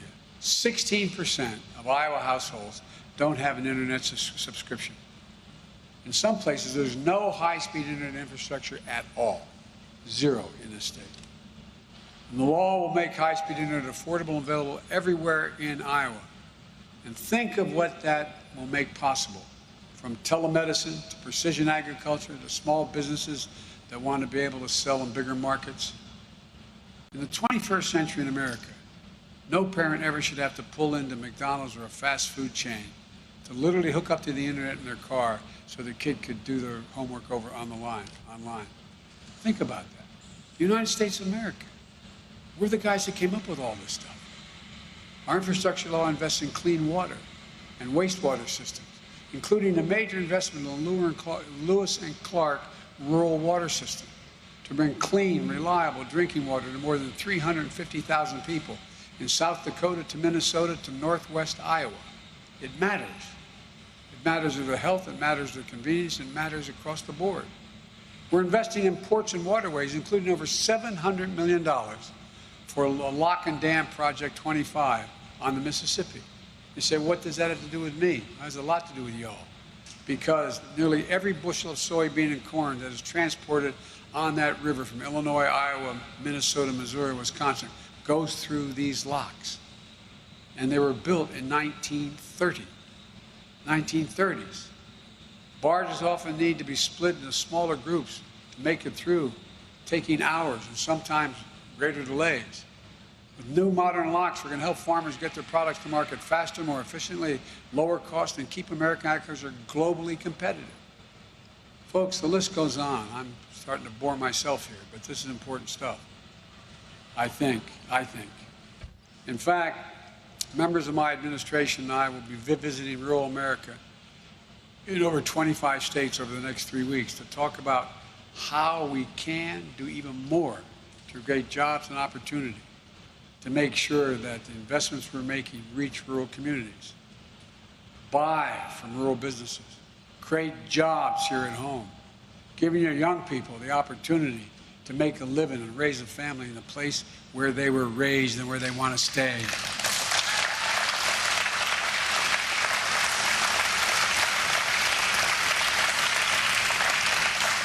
I won't ask the people, I know no woman is over 50 years of age here, but the men are over 50.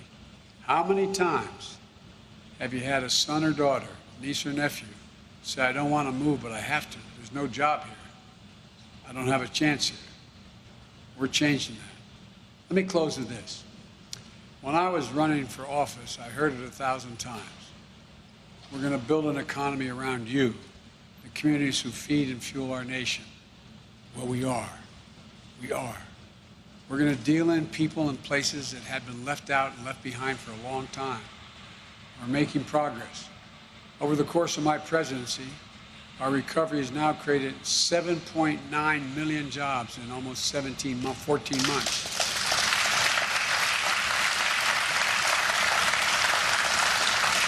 More jobs created over the first 14 months of any president in American history. And in 2021, our economy created more jobs in rural America than occurred in the last 15 years. So I'm more optimistic about America today than I've been in my whole life. And my doc, I had an aneurysm when I was much younger, and I was put in the hospital. I was a senator.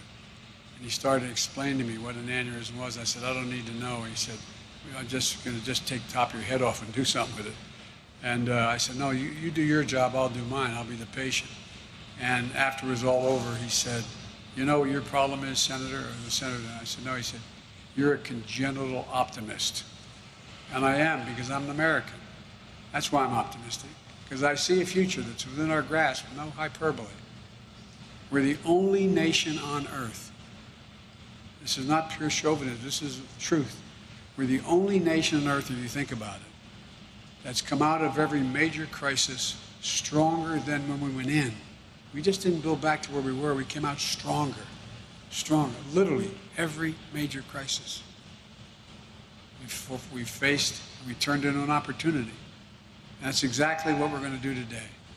With all of you, I can't thank you enough for all the work you put in, all the faith you have in your state, your community, your country. And I just want to say, God bless you all. And every time I walk out of my Grandpa Finnegan's house up in Scranton, which died when Cole died, it's coming back. Every time you'd walk out the door and he'd yell, Joey, keep the faith.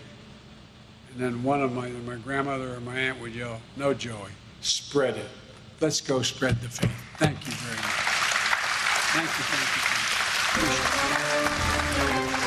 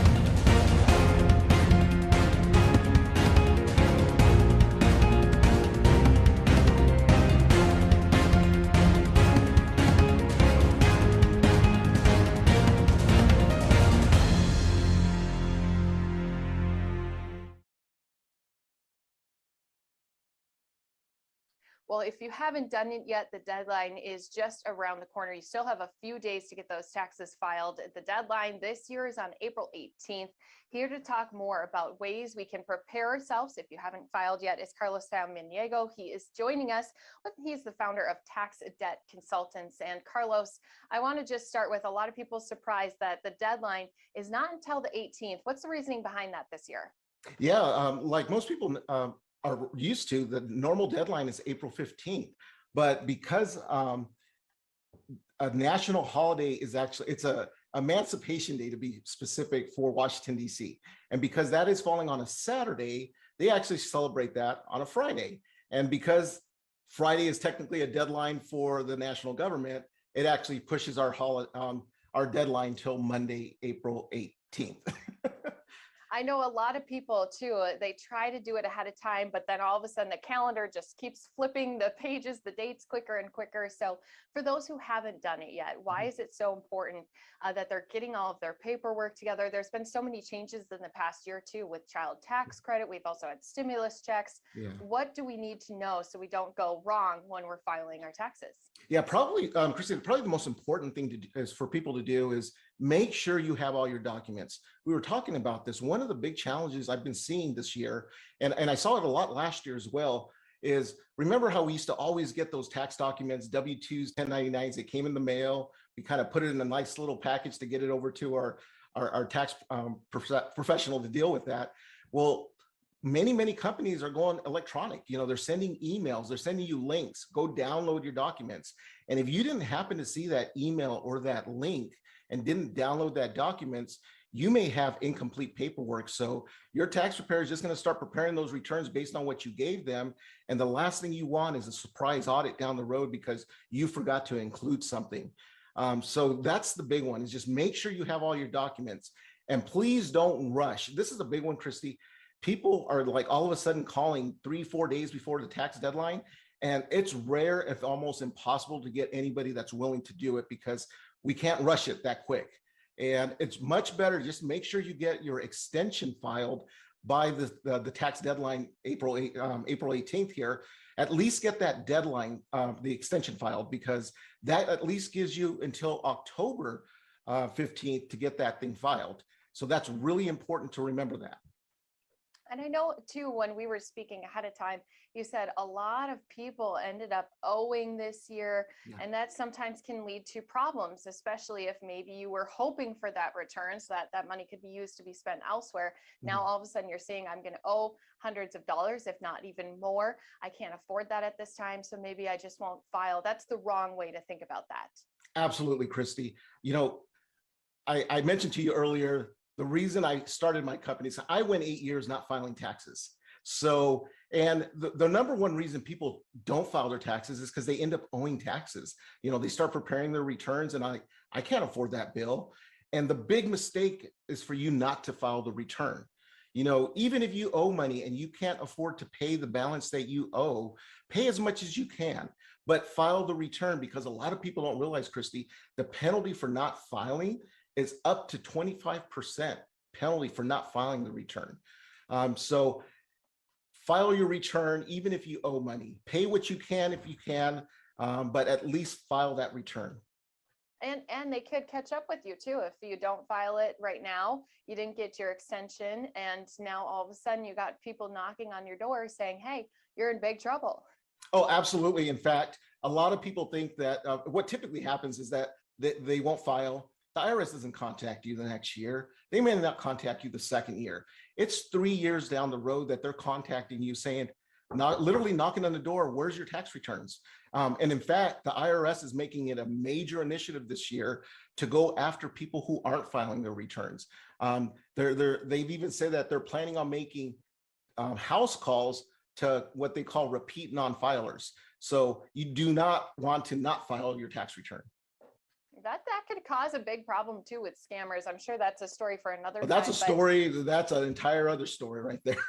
Yeah, you definitely want to be careful if you did get those phone calls. You know, you got to Right. think about, okay, what year was that they're trying to claim? But again, a lot of people right now, as they're collecting those pieces of paperwork, if they hadn't filed it yet, where do you see them doing the most wrong? Is it just not having all their documents together? Is it maybe filing something incorrectly? You know what? The number one thing is just not having all their paperwork. The other one is the stimulus checks. This has become a big kind of a confusion. The IRS is trying to account for stimulus money that went out primarily March of 2021. So most people got a little form from the IRS that said you received $1,400 of stimulus. A lot of people did not get that. In fact, me personally did not even get that form. So the IRS just wants to make sure that they're not going to give it to you again, because a lot of people are literally saying, well, why do I have to give you that document? I thought it wasn't taxable. They're correct. It's not taxable, but the government doesn't want it to give it to you twice. So, and if they give it to you twice, guess what's going to happen? It's going to create confusion. The IRS is going to slow down your processing of your return to verify what's going on here. And if they did give it to you twice, they're going to come back knocking on your door asking for that money. Figuratively knocking on your door. They're going to ask for their money back. Yeah, they're not going to just give you free money. They've already done that once with those stimulus checks. They want to make sure They that give out a lot of free money there, and they don't want to give it to you twice. So right, yeah, that wouldn't be fair to other people either. So Right. finally, I know as we are approaching that deadline again, it's happening on Monday the 18th, that there's a lot of people who are out there who might just need some extra help, and in that case you would say try to seek out someone who knows what they're doing rather than trying to file it electronically on your own and hoping that you did it correctly. this is a big one. This year, especially the last 2 years, has been really difficult tax seasons. For what a lot of people thought was a normal, easy tax return is not really easy.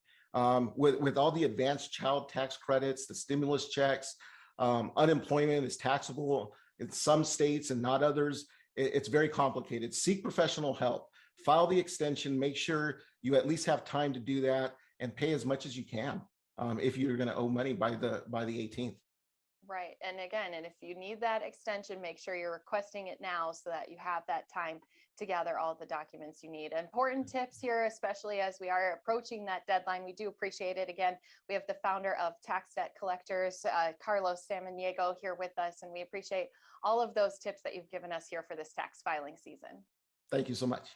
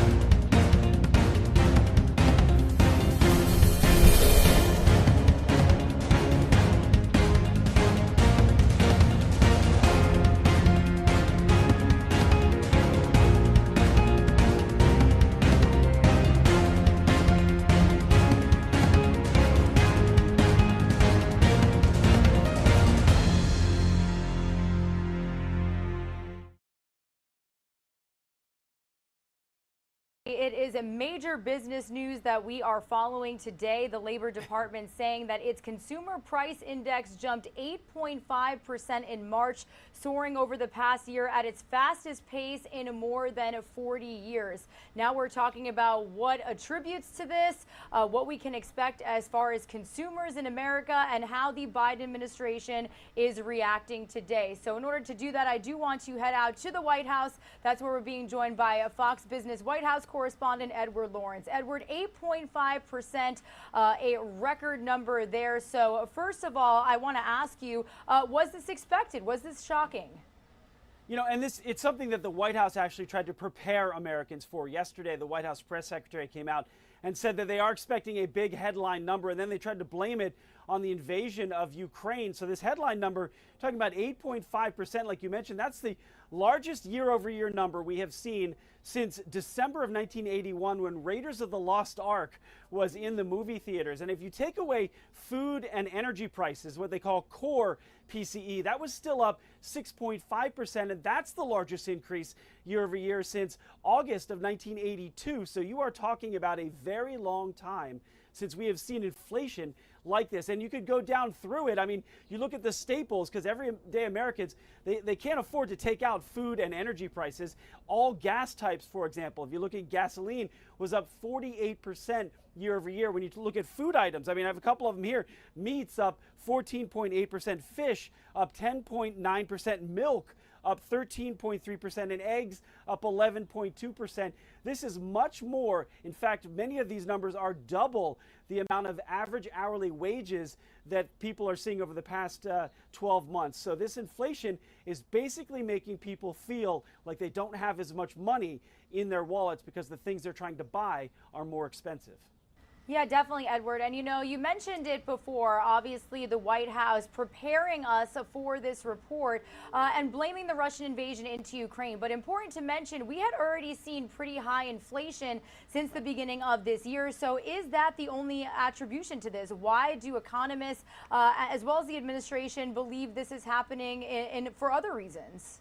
Yeah, you know, and the answer to that is no. In fact, this is the very first inflation report that covers that invasion, because the invasion happened on February 24th. This is the inflation report for March. So this is really the first report where we're seeing that Putin price hike as they're talking about. But the core inflation is 6.5%, and that does not include gas. And that's the argument from the White House, is that, hey, the invasion by the Russian President Vladimir Putin caused oil prices to rise. That caused gas prices to rise. That is the cause for inflation. But that's not what we're seeing in the underlying numbers. Yes, inflation is boosted by those gas prices and high oil prices, but we're also seeing that core inflation coming through. And that is part of the supply chain issues that we had. That's part of the bottlenecks. We're going to see that supply chain issue continue because you have China that is locking down now because of COVID cases. That's where the manufacturing is. So once the inventories that we're currently seeing, once the things we're buying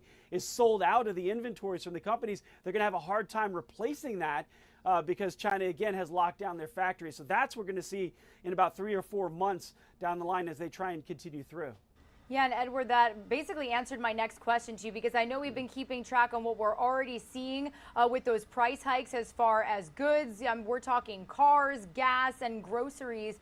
But is there anything going off of what you just said that we can expect to get even more expensive as the months go on? Yeah, I think you're going to see everything get more expensive as the months go on. Right now, inflation is not being taken care of. You have the Federal Reserve trying to act. And what this will do is this will be more fuel on the fire for the Federal Reserve to increase interest rates by 0.5% in the next meeting. They're trying to, but still well below what it needs to be. So right now it's at only 0.25% is where the federal funds rate, that rate that banks trade among themselves, that is extremely low for where we should be. If you look at the research done by the Cleveland Federal Reserve, they say the Federal Reserve, the federal funds rate, that rate, interest rate, should be at 3.5%.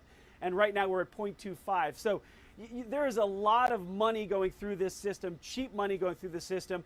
The Federal Reserve needs to slow down the economy, which is why many economists are worried we're looking at a recession coming down the road because of all this inflation that we're seeing now and the brakes that are going to have to be put on the economy for later. So they're looking at maybe 6 to 8 months. You could see a recession, a number of economists are saying. And, you know, as we've monitored inflation as well as the invasion, we've seen a lot of wild swings with the stock market. So how is this expected to impact stocks right now? Right, and you're going to continue to see those swings based on the headline. Now, the market today is okay because they expected this. The market is sort of pricing in that, hey, maybe this is the top of where inflation is, and it's going to start to come back down. But a number of economists are saying that's just not going to be the case. In fact, the Federal Reserve itself is saying that's not going to be the case, which is the reason they need to keep raising interest rates. So, you know, the market right now, you're going to see these volatile swings based on this data that we get in. So don't check your 401ks, you know, over the next couple of months, I would say. You just need to sort of stay on the pace that your advisor or whoever you're talking with has taken you on through this. It's going to be a bumpy ride up and down because of the inflation that we're seeing, but things will eventually settle back down. You know, it's the same scenario, same pattern that we saw back in the late 70s and early 80s. And until the Federal Reserve and fiscal spending sort of stops or slows down, you're going to see just these wild swings back and forth with the stock market. And Edward, this is all coming during tax season. So what would you advise Americans right now to do with their tax returns? Yeah, I'm not an expert. I'm not a tax expert. I'm not advising anyone to do anything on their taxes. But what I will say is that, you know, talk to those tax folks. What is important from the IRS, there's a warning from the IRS, get your taxes done early because there is a ton of crime, fraud that's going on. There's a lot of information that has been stolen over the last year, year and a half, a number of breaches where your personal information is out there. The Social Security numbers maybe addresses, but enough for some scammer to file your taxes for you. So above anything else, you want to get your taxes in as early as possible because if you do it before the scammer does it, then the IRS will just bounce it back. If the scammer gets in first, then that's going to be a problem down the road. And Edward, as you stand in front of the White House, my last question to you, and you mentioned some efforts by the Federal Reserve, but is there anything the Biden administration can do right now to offset inflation and really just help Americans out at this point? Yeah, and this is what they're claiming they're doing, is they're releasing the strategic petroleum reserves.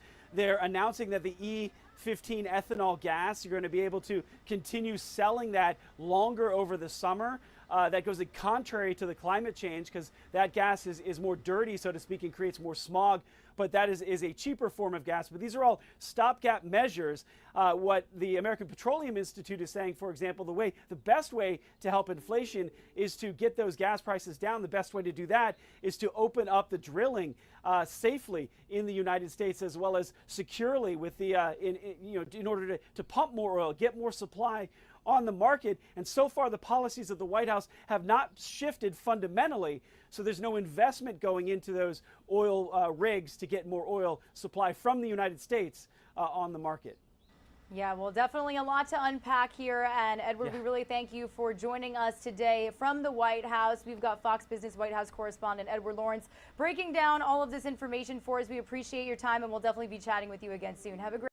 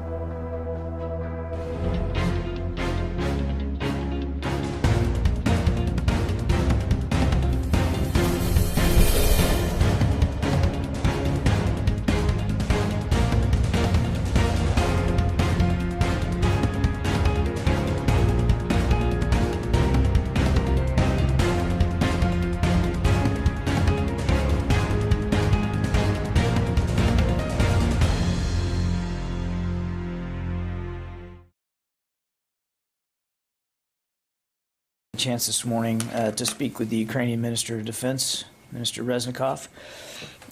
This follows a constant dialogue and conversation that the Secretary has with the Minister. They talked about all the things that the United States is doing to help Ukraine defend itself. Minister Reznikov thanked the Secretary for that support and offered his assessment of the situation on the ground, as you might expect.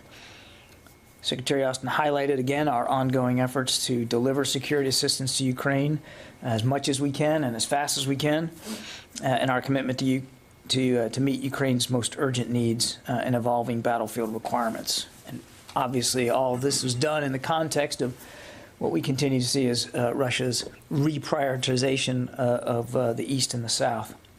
And of course, the Secretary talked about our coordination efforts with other allies and partners. We'll have a full readout of the meeting a little bit later, probably before the briefing is over. With that, we'll take questions. I don't see Bob or Lita, so okay, Idris. Two quick questions. There were some social media reports about some equipment moving to the border, Russia's border with Finland. Have you seen anything, any buildup? And secondly, on Mariupol, it does increasingly seem like it will fall at some point. And I was just curious, there's this sort of narrative being built up in Russia that if Mariupol is taken by the Russians, it would be a massive success and it would change the tide of the war, and then they could refocus back on the West again. And I was just curious how your assessment is if Mariupol, not if, when Mariupol falls, what that would mean. Well, first of all, I don't think anybody here is ready to be fatalistic about what happens in Mariupol. But your first question, no, I have not seen anything to confirm social media reports about Russian equipment, weapons, or systems or forces near Finland. Our assessment today is that Mariupol is still contested and that the Ukrainians are still fighting to defend Mariupol from a Russian seizure of it. You've seen the images yourself. You've seen the devastation that Russian airstrikes have wrought on Mariupol and the city. But our assessment is that the Ukrainians are still fighting for it. Look, it's obvious that the Russians want Mariupol because of its strategic location. They're at the south of that Donbass area and right on the Sea of Azov. It's a major port city, one. Two, it would provide them unfettered and unhindered land access between the Donbass and Crimea. And three, because it's south, to the south of the Donbass area, if in fact what they say is true, that they want to secure for themselves that Donbass area, the area that they claim is predominantly, basically Russian provinces, then Mariupol, from a geographic perspective, you can understand why that would be important to them in terms of their efforts in the Donbass. So it has significance on many levels. It also has great significance to the Ukrainian people because of what it represents to their economic lifeblood, and because it is their city and it's part of their country, and they haven't given up on it, and we're not giving up on them either. Sylvie. Can you confirm that some of the U.S. Marines who participated in some exercise in Norway recently stayed in Europe?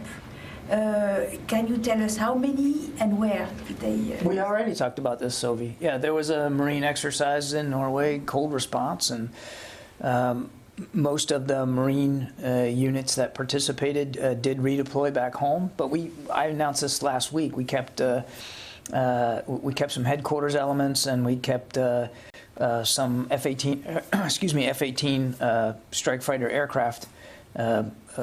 A few, half a dozen or so, kept them in the region. So we've already talked about this. Okay, yeah, nothing new. It was on the eastern flank, or did you keep them on? Yeah, I'd have to go back and look exactly where they went, but it was I think I think they were largely, we were going to reposition them or redeploy them into the Baltic region, but we can get you a better answer on that. I don't have their exact locations with me today, but this is not new. This is something we talked about at the end of the exercise. Yeah, Tara. Hi, thanks, John. I wanted to follow up on Andres' question. To the extent that you can, why do you think that Mariupol is potentially in danger of falling where Kyiv held? And was the Pentagon ever able to get weapons to Mariupol, much like it was able to get fortified defenses to Kyiv in time? Were we able to get? Was the U.S. able to, any of the weapon shipments that went in, the security assistance? We don't designate where the Ukrainians use the systems that they're getting from us and from any other nations. We get them into Ukraine. The Ukrainian armed forces literally drive them in, and where they drive them to and how they're applied, that's up to Ukrainian armed forces. It's not, we don't get to decide, and we don't dictate where our security assistance is used. That's really up to the Ukrainians. So I can't answer that question. Only the Ukrainian Ministry of Defense could answer the question about how much security assistance that were provided to them is and has been used in Mariupol. And look, I mean, I can't speak with great specificity as to why they had a harder time in Kyiv than they appear to be having in Mariupol. I mean, they are two different cities, two different geographies, two different levels of effort by the Russians and by the Ukrainians. The point is, it is a strategic city for the Ukrainians too, and they continue to fight over it. And again, we continue to maintain that it's contested. Yeah. A senior defense official today said the U.S. provide useful information to Ukrainians to defend themselves. I've said that myself.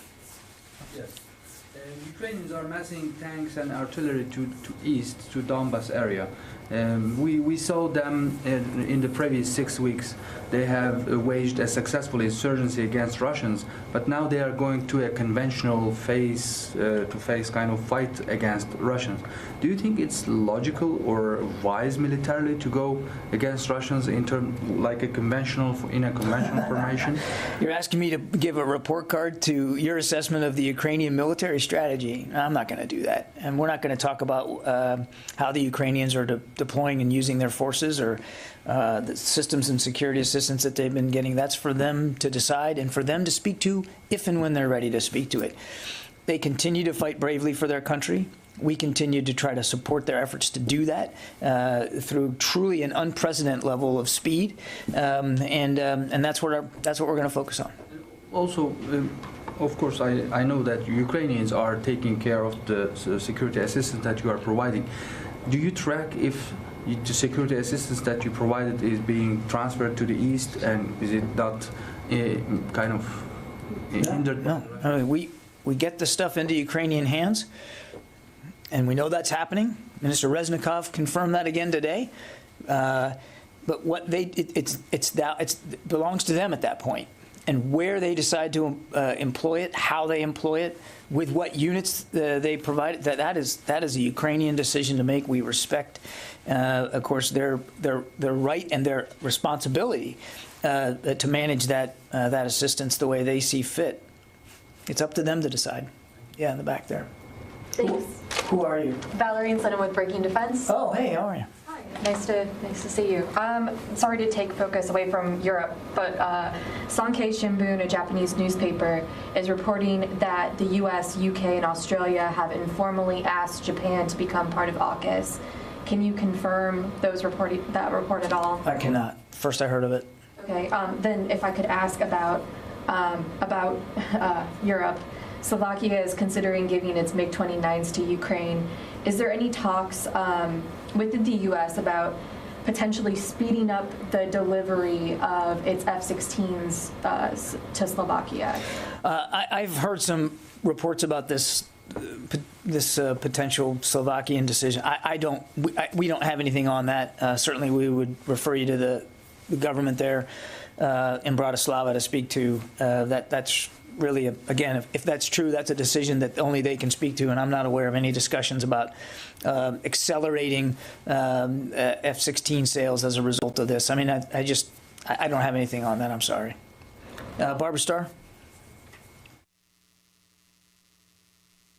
I wanted to follow up on your statement last night about reports of chemical munition use by the Russians in Mariupol.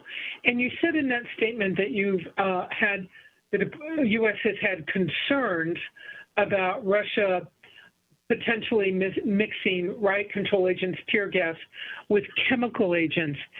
Can you give us a bit more of the U.S. assessment on that? Is this something, relatively new that you've been tracking since the invasion and all the aggressive action by Russia? Is this more something that you've been seeing for some time? Can you give us some context and perspective on this notion that they may be mixing up their own version of chemical agents? Well, look, I think, as you know, we have tried to share with you intelligence that we see and we feel that we can that we can and we should make public, and this is something we have had justified reason to be concerned about, that in the prosecution of this war, that this could be a tactic they might employ, which is to try to mask a potential more serious chemical attack with riot control agents. Again, it comes from a mosaic of information we've gleaned. It's related more to what is unfolding in Ukraine rather than some long historical practice. Although I would add that the Russians have certainly proven more than willing to use chemical weapons when it suited them in the past. I mean, this is a military that has a history here, but it's more related to what we've been picking up in terms of the invasion of Ukraine. I want to add, though, Barb, as I also said in that statement last night, that we cannot confirm these reports of the that have been emanating on social media about the use of potential chemical agents through, I think the social media reporting was through the use of a drone or something like that. And we just are not able to confirm it. We're obviously taking it seriously, and we're monitoring it. We're trying to do the best we can to figure out what, if anything, happened, but we're not in a position to confirm it right now. Yeah. Okay, thank you. Ask you about the botched U.S. airstrike in August in Kabul that killed 10 Afghans, including children. You had said before that it was the DoD's intention to compensate family members or potentially bring them to the United States, and we haven't gotten any kind of substantial update on that for months. Should we assume at this point that those efforts have failed? No. Carla? If I could follow up. And obviously, this Secretary of Defense has initiated this review of policies on, civilian casualties.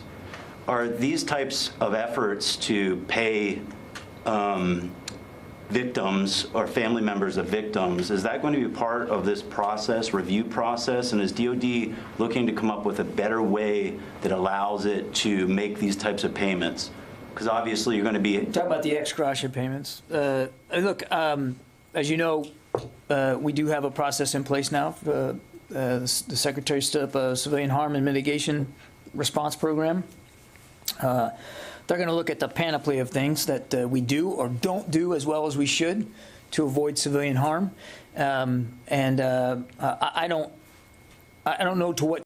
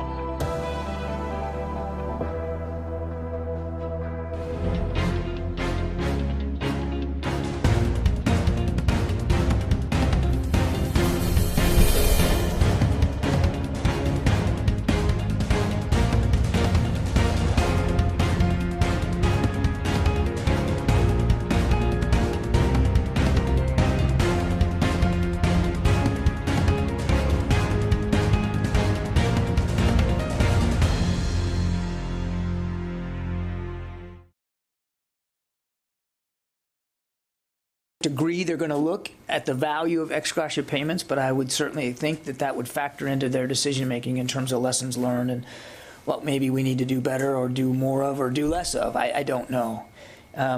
So I would say yes, in terms of the umbrella of things that that group's going to look at. Ex gratia payments will probably be a part of that, but they're just now starting their work. Interestingly, I mean, I'm actually glad you asked the question because it is still relevant to us, and for a lot of reasons, not just about what happened at the end of August. And no, we don't have an update on the Ahmadi family, but I can tell you we haven't given up on this idea of trying to get them back to the United States and certainly do right by them financially. That process is still working, and we're very actively going after that. I know there's not a lot of progress to show you right now, but it doesn't mean that there isn't a lot of work being done. That's a difference right there between the United States and a country like Russia. We actually take it seriously. We actually mourn the deaths that we cause. And while we're not perfect in terms of how we've investigated them or how we've talked about them, we do investigate them and we do talk about them. Sometimes we have to be driven to a better answer, sometimes by media coverage. But at least we stand up here and we take the questions about it. It matters to us, and we actually do want to get better at it. And we acknowledge that we're not always perfect when it comes to civilian casualties. Lots of chinks in our armor. And we admit that. What do you hear out of the Russians today? What do you hear out of Moscow? What do you hear out of Putin? Just last night, it's the West. We're throwing bodies on the street and making it look like it was an attack by the Russians. No acknowledgement that they have caused a single civilian death, and certainly no remorse, certainly no talk about investigating it or owning up to it or making right by it or trying to learn lessons from it. That's a big difference here. And unfortunately, it's the people of Ukraine that are paying the price for Russians' complete disregard for the right of innocent civilians to live their lives freely without having to worry about being killed. Carla. Thank you. I just want to follow up on what Barbara was asking about, but not specifically to Mariupol, because I know you can't confirm the chemical weapons attack, and so I don't want to do a hypothetical, but just if you could give us some understanding, in general, of the considerations that the administration is taking in preparing for a response to a chemical weapons attack. Like, can you tell me if the scale of the attack is going to determine that, or if it's going to be the type of chemical agent used? What are some of the thought processes that you guys are going through when you weigh response to chemical attacks? Yeah, it won't surprise you, Carla, that I'm not going to get ahead of where things are right now. We're reviewing this. We're doing the best we can to analyze it. We don't have a definitive conclusion one way or another, and I think we just need to talk about where things are and not where things might be in the future. The president has been very clear, and he's talked about this on numerous occasions, as has Secretary Austin, that that the use of biochemical weapons against the people of Ukraine would elicit a response, not just from the United States, but from the international community. What that response would look like from us or from anybody else, we just don't know right now. And I don't think it'd be helpful for us to try to get ahead of where we are right at this moment. Okay? I know it's not a great satisfying answer, but it's a truthful one. Megan? A Virginia lawmaker announced he was going to resign today over some comments he made on Facebook recently, some really horrifically racist comments he made about the secretary. I'm aware of them. Does the secretary have any response to that situation or to his resignation or to the having to field those comments while he's trying to work on diversity and inclusion initiatives here? Yeah, I think where I'd put this is just the secretary is very proud of his service to the country, proud of his ability as an American to go to West Point, to become an Army officer, to serve this country in combat for much of the last 20 years, and he's certainly very, very proud of his ability to lead the department here as Secretary of Defense. People matter greatly to him. I've known the man for 15 years. Everybody matters to him. No matter who you are, no matter where you came from, no matter what your background is, he believes that if you're qualified and you want to serve this country, you should be able to do it. And you should be able to do it without fear of discrimination or harassment. And in his view, there's no place in the Department of Defense for comments like that, for the actions that come from comments like that, and that's why he's working and continues to work so hard to continue to improve the readiness of the force, which he believes is directly tied to our diversity. That's a part of who we are. It's one of the things that makes this military so great, and so he's even in light of those truly irresponsible, mean-spirited, indeed wicked comments. He's going to be focused on leading the department forward and trying to continue to set an example going forward. That's where his head is. Yeah, I already got you. No, I can get you later. Heather. Thank you so much. I was wondering if you could talk about the maritime effects on Mariupol, if you're seeing any strikes coming in from ships in the sea as they continue to bombard Mariupol. Look, I don't have perfect knowledge of every missile or long-range fire that the Russians are firing into Mariupol. It continues to be under attack from airstrikes. We've seen that the Russians have focused a lot of their airstrikes on Mariupol and on the Donbas area. That's where the preponderance of their air activity seems to be centered. We have seen in the past, Heather, I can't speak for today, but we have seen in recent days and weeks the Russians using their surface combatants in the Sea of Azov to fire cruise missiles onto shore. But I couldn't tell you how many have landed, in Mariupol or what the specific targets were. But it has been their practice to supplement their airstrike activity with cruise missiles fired from surface combatants at sea. Yeah, Goyle. Thank you. Two questions, one on India, one on Pakistan. As far as India is concerned, U.S.-India relations or military-to-military relations, we just had 2+2. Yes, we did, yesterday. Defense ministers and the foreign ministers of India were here, and I met with the Secretary Lloyd and also Secretary Blinken. So is there any breakthrough with, as far as U.S.-India military-to-military relations are concerned? Because after the Ukraine, India was neutrally stood at the UN. So all the ministers had a chance to summarize the visit yesterday, the meeting, and I'd point you more specifically to the transcript of the press conference, because I think they all talked about the things that they talked about. The Secretary was very proud to announce that we signed a new space situational awareness agreement with India just yesterday. He had a chance to talk to the Defense Minister Singh, about advanced capabilities and technologies, working with them on AI, for instance, and 5G and space and cyber capabilities. All that was part of it. I'll leave it to you to decide whether those are breakthroughs or not, but clearly what we saw yesterday was more concrete examples of the ways we're going to continue to work with India to strengthen this defense partnership. And you heard the foreign minister speak for his country's views and policies with respect to Ukraine. I'd leave it at that and point you to the transcript on that. I think he was very candid about their own concern about the conflict going on in Ukraine. And John, any new agreement as far as the military-to-military with India yesterday, and also if Secretary of Defense is going soon to India? I don't have any travel to announce today, Goyle, but in terms of, specific military-to-military agreements, again, take a look at the space situational awareness agreement that we signed just yesterday. So, yeah, there was something new yesterday, and it was that agreement, and the Secretary talked about that, and we're very proud of it and looking forward to working on space situational awareness with India going forward.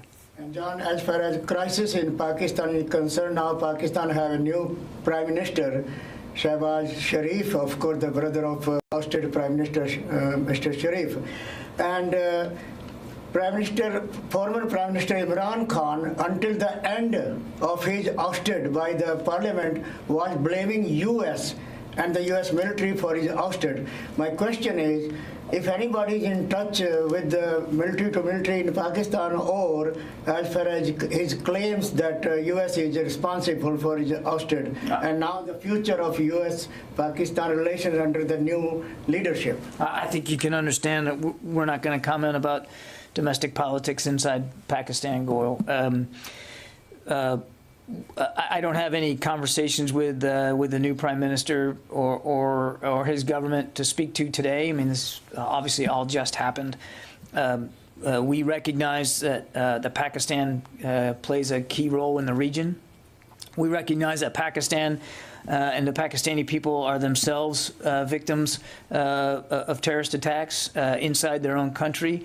We recognize that we have shared interests with Pakistan with respect to security and stability in that part of the world. And we do have a healthy military-to-military relationship with Pakistani armed forces, and we have every expectation that that will be able to continue to be the case. And John, finally, because crisis still going on the streets with the former Prime Minister and also with his very large crowd of supporters, and military may intervene because of those things going on. Is U.S. ready in any case if something like this happens in Pakistan? I don't foresee any U.S. military role here, and I'm certainly not going to, again, wade into internal domestic politics in Pakistan. Thank you, sir. Yeah. Thanks, John Harper. Hey. Hey, good to see you. Yeah. How much have DoD stocks of Switchblade drones been drawn down as a result of the security assistance to Ukraine, and what plans are in place to replace those? Yeah, I'm as I have with other systems, I'm not going to get into quantifying the impact on our stocks. I would just tell you that this is something we're watching every day, and the Secretary's comfortable that that our own readiness across all the systems that we're providing to Ukraine, our own readiness has not been hampered. This was not a system that we had bought in large quantities. I will just go so far as to say that. But those first 100 have been shipped. The vast majority, a significant number of those first 100 we know have gotten into Ukraine. I suspect the rest of it will not take very long. And I'm not going to get ahead of the potential for additional drawdown packages, but again, President Biden's been clear we're going to continue to look for ways to help Ukraine defend itself. So I certainly wouldn't rule out additional shipments of those kinds of systems in the future.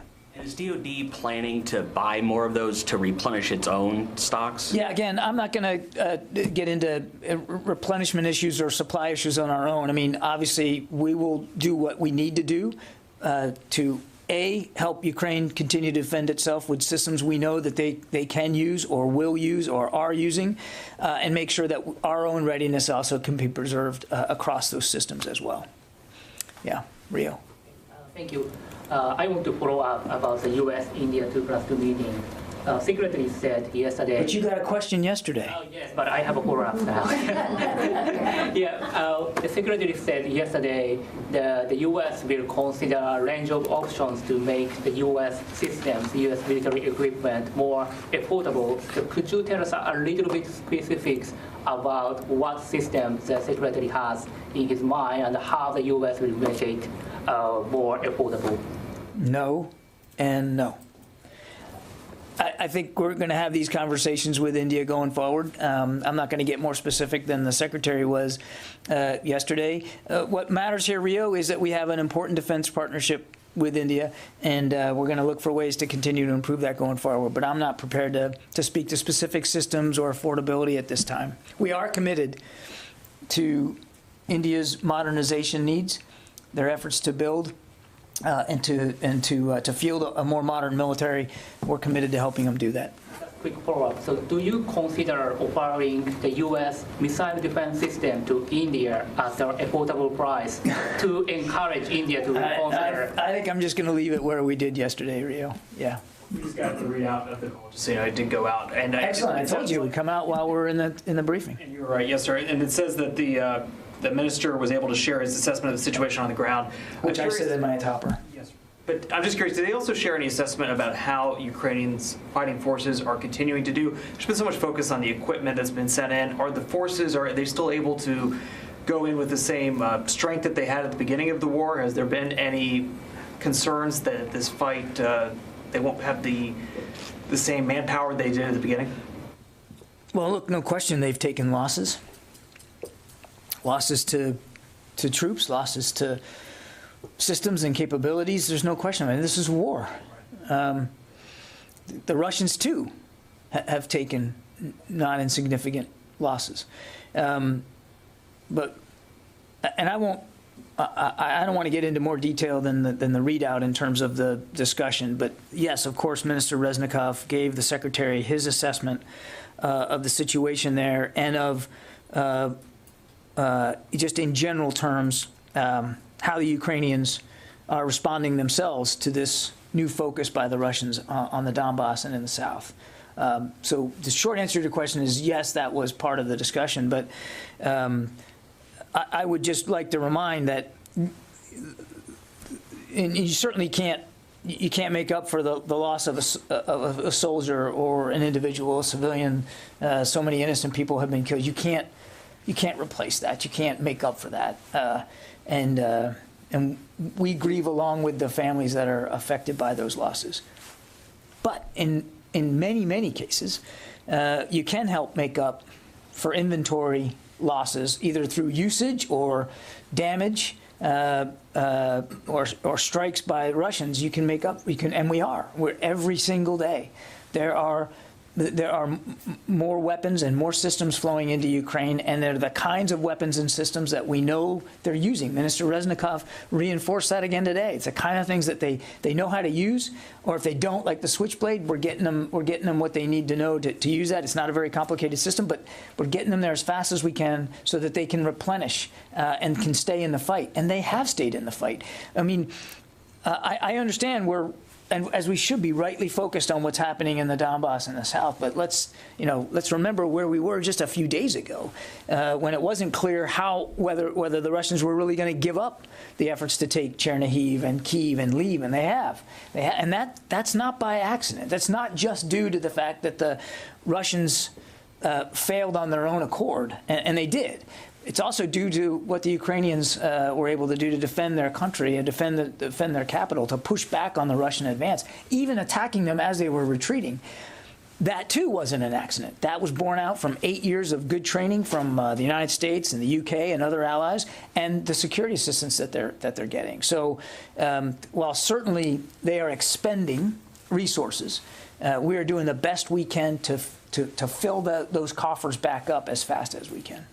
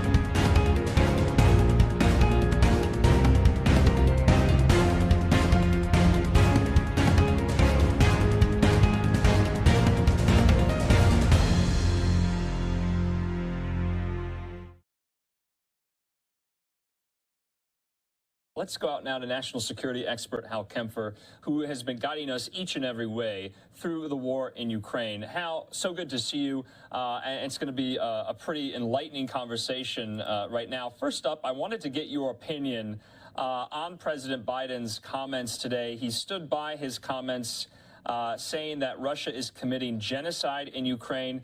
But he said lawyers would make that ultimate determination. He said, quote, "Yes, I called it genocide because it has become very clear the evidence is mounting." This is significant for the President of the United States to say this.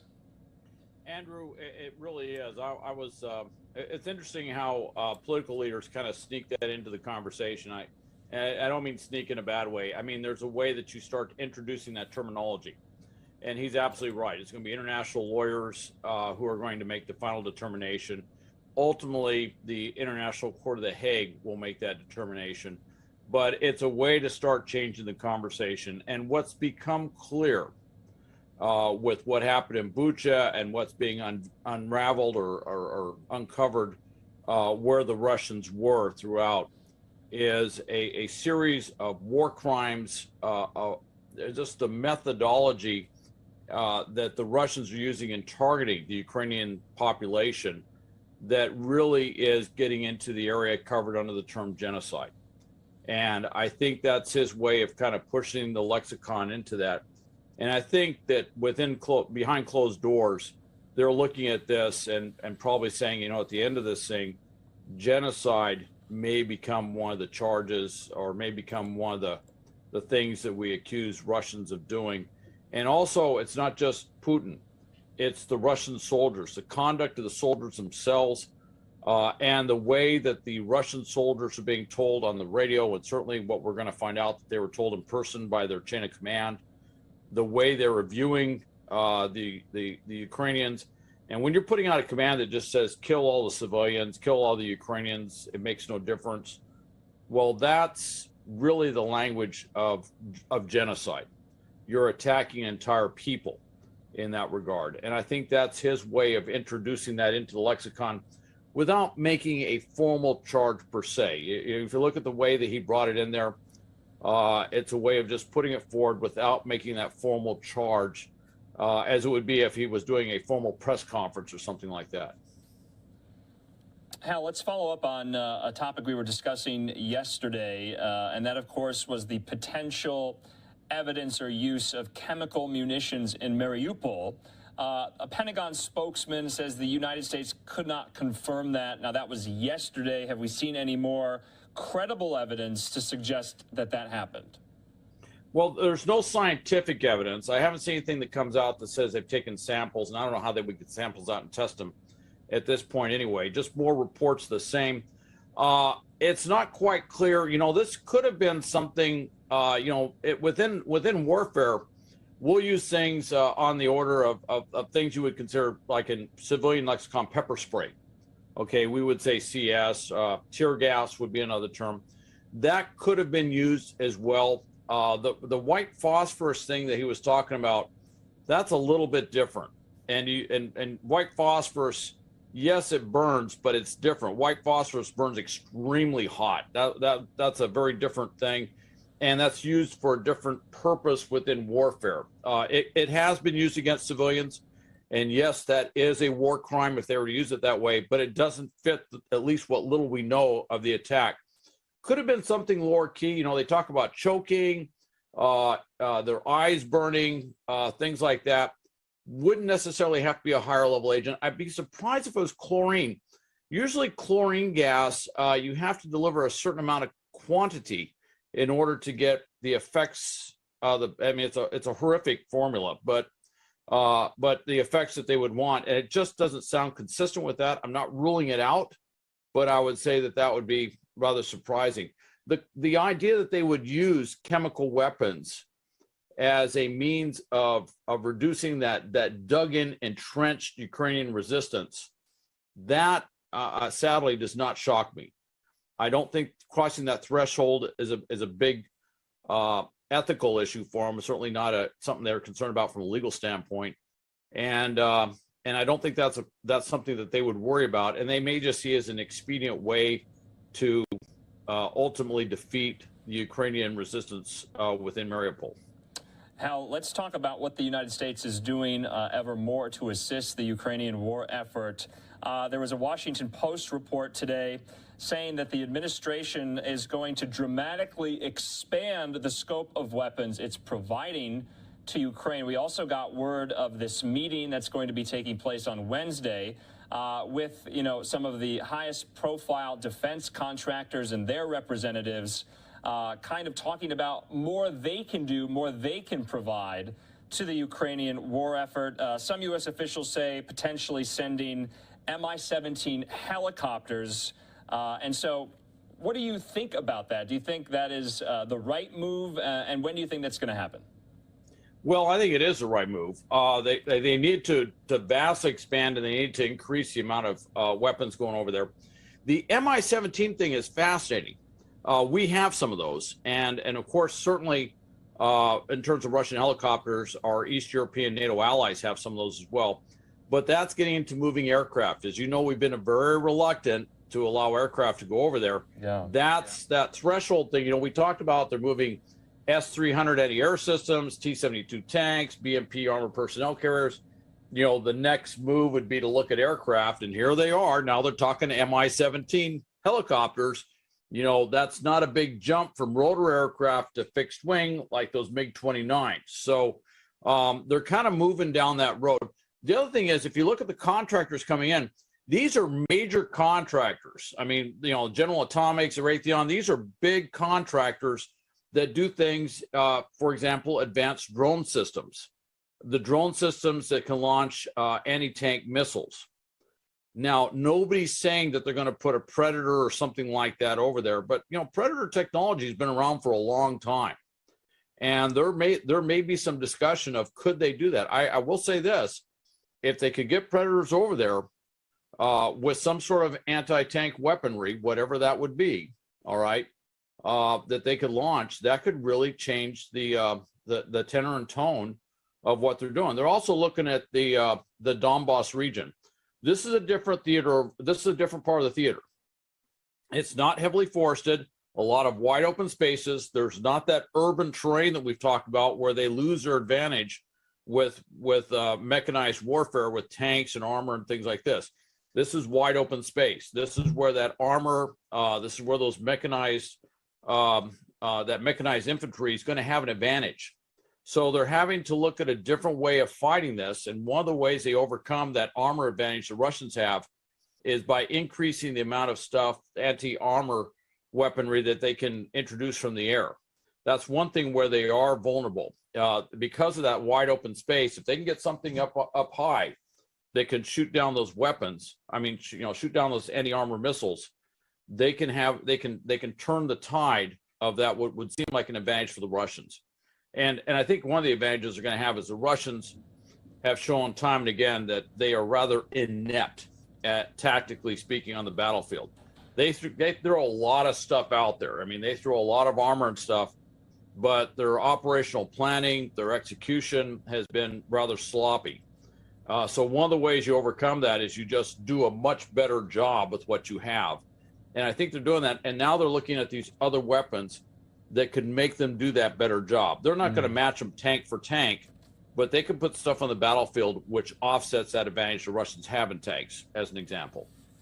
Hal, we heard and saw from Vlad where talks stand, where negotiations stand with Ukrainian officials, to which he responded that they've reached a dead end. And we can talk about some of the other kind of outlandish statements that he made today when he visited a spaceport. This was in Russia's Far East. But what did you make of these comments, some of which include that he called the atrocities in Bucha that we have all seen, he called them fake. He also said that the main goal is to help people in the Donbas. A lot of these statements you really can't listen to with a straight face. I got to tell you, listening to him, in the 90s, I spent a lot of time in what's called the war on drugs. I worked very closely with DEA and a lot of other agencies. And sometimes they catch these drug traffickers and they come in and they tell these preposterous stories to try and explain what they're doing. And there's a famous saying in law enforcement, which is, that's my story and I'm sticking to it. And knowing they've been caught, red-handed doing something, that same thinking, that criminal sort of thinking is what I hear when I was listening to Putin. He's caught cold. The idea that's so preposterous to throw out there that this is some staged war crime thing in Bucha. These other war crimes are staged, that all these, what's showing up, all the video and stuff is something that's out there. He puts that out there and he just keeps sticking to that same story over and over again. Yeah. And it's completely preposterous. And the world knows it's preposterous. One thing we did very well, though, is we, and I got to tell you, it's a very controversial thing. We took high-grade intelligence, sanitized it as best we could, and then we got out there firstest with the mostest in terms of information operations. Right. So a lot of this preposterous stuff that they're used to doing, we would literally pull the information rug out from under them by putting it out there first. Now, I say it's controversial because within the intelligence community, there's a lot of concern. In fact, there was a number of headlines today, but a lot of concern. Did we compromise sources and methods in doing that? Nobody doubts the value that was received or the value that was gained by putting that out there first in such a proactive manner. Yeah. But, some of those sources are very sensitive, whether they're technical means or they're human sources, which means there's somebody's life is on the line right there. So they're looking at that. And that's going to be an ongoing discussion. That's not going to go away. And Completely. we got a methodology, but there is a downside to doing it that way. So we're looking at that. Yeah, and then some would say in the intelligence community that we are finally winning the information war with Russia after so many years of lagging behind. I just want to go over some more of these remarks for our viewers. Putin said, quote, "What we are doing is helping people and saving people on the one hand, and on the other hand, we are simply taking measures to ensure the security of Russia itself." He said, "It is obvious that we had no other choice." He then went on to say, he was speaking alongside the Belarusian president, President Lukashenko. He said, "We're not going to isolate ourselves. It is generally impossible to isolate anyone in the modern world, and most certainly not as huge a country as Russia." To me, hearing this is a leader on the world stage that is deluded. At the very least, deluded. There's an interesting thing that probably didn't get the attention, I think, by all the press. There's ethnic Russians in the Donbass region. In fact, if you look at a map and you look at where's the heaviest concentration of Russian speakers and ethnic Russians, it's the Donbass region and Crimea on the map of those. If you have it like red, kind of pink or whatever, and then yellow for dominant Ukrainian, the dark red places are those particular areas. And what he talked about today was he used a term, and maybe it was mistranslated, but it was Russian-speaking people. And I just thought that was an interesting way he looks at it. If they speak Russian, then he feels that they're part of the greater Russian Empire or the Russian Federation. And I just found that was fascinating because, well, frankly, in all those former republics, they all speak Russian to some degree. But he used that as a delineator in where he thinks he should go. And, when you put a yardstick that big out there, you're basically saying, hey, we're all in, we're going to take all these former republics back. And I got to tell you, that phrase, I'm sure, was heard much more loudly in Estonia, Lithuania, and Latvia, and Georgia. They're all listening to that and going, okay, yeah. I know exactly what he's talking about. Hal, lastly, it's a perfect segue because I think the fact that before the war began and even during, that inside of Ukraine, there was a large bloc, a political bloc, cultural bloc that has pro-Russian sympathies. And we've kind of seen all of this play out today. Zelensky announced on his Facebook, Ukraine has recaptured Putin's main man in Ukraine. Now, that is former Ukrainian parliament member, his name, Viktor Medvedchuk. He escaped house arrest during the early days of the Russian invasion, and he has now been arrested, his arrest being done by Ukrainian intelligence officials What do we know about this? Why is it significant? And what does this say about the nature of the war? Well, what it says is he was still there. It's widely believed, because it's probably true, that he was Putin's designated puppet president, if you will. He was kind of waiting in the wings, and when they went down there and did that big decapitation strike in Kyiv, he was suddenly going to be on the world stage as either the number one or number two. All right. And he's been, the chief of staff before at the presidential level. So, prior to 2014. So he's been at the, that rarefied era, as we like to call it.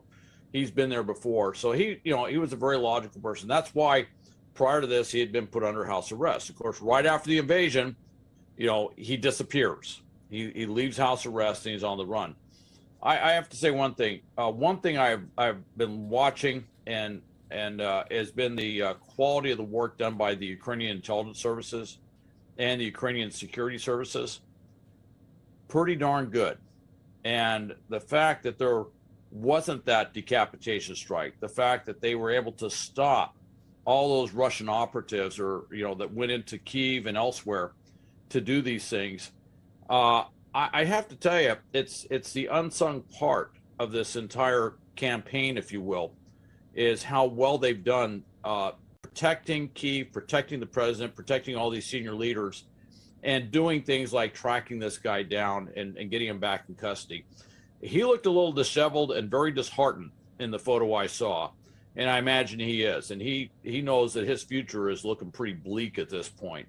Yeah. And there is no Russian Spetsnaz force that's probably going to come in and try and rescue him. That's pretty much out of the question at this point. So I hand it to them. They're doing a good job. By the way, putting him out there like that, it's part of that information operation. Right. Putting something like that out there just says, hey, Putin, your big plan or whatever you're thinking, we're 2 steps ahead of you. And they are 2 steps ahead of them, from what I can tell. Although with that said, look, I'm not going to take away from what's going on in the East. You can do all these things in Kyiv, but over in the East, there's going to be a slugfest. And Zelensky's trying to prepare the Ukrainian people for the fact that there's a different, really almost a different war that's going to kick off in the East simply because of the terrain and also what Russia's throwing at it. Yeah. So, Hal, just a few more points on that arrest today. Apparently, Medvedchuk was captured while he was attempting to flee abroad. And also, we know, he's not just close to Putin. He is the godfather to one of Putin's daughters and has long been rumored as one of Putin's wallets, if you will. And also, Zelensky suggested in an address about the arrest today that maybe he could be exchanged for Ukrainian prisoners of war. So that all is going to play out, and it's really fascinating to watch. Final point tonight, Hal. The final point I'd make is that I would love to be part of that negotiation with the prisoner exchange. I would get a high return on investment if I was going to exchange him. I will tell you this, from intelligence value, I don't think the guy has a whole lot of value, period. I think they're going to squeeze him for what he's worth. My thing is, what I'd say, final point is watch to the East. Watch what's coming up. Whatever little we get out of this discussion in the Pentagon with these defense contractors, we're changing what we're sending over there. We're now entering a new phase of what we will supply the Ukrainians. And I think philosophically, if I could tie back to the use of the word genocide, when the president uses the word genocide, that tells me that he's thinking about this war in much broader terms.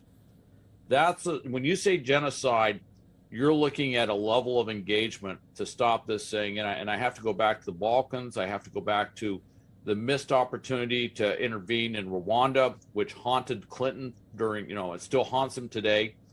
And even going back to World War II, the world knew kind of what was going on, but they really weren't stepping up to the plate until literally, the Nazis are running across Europe. And I think that philosophically, all of that's come together. It's changing the terminology, but it's not just the terminology. It's changing what we're going to provide the Ukrainians to deal with this threat. I'm seeing a different type of war, a different level of conflict that's before us, and I see a different level of engagement by the U.S. and NATO as well. Also, if I could leave with this. Sure. Concerns in Europe. Serbia and Hungary elect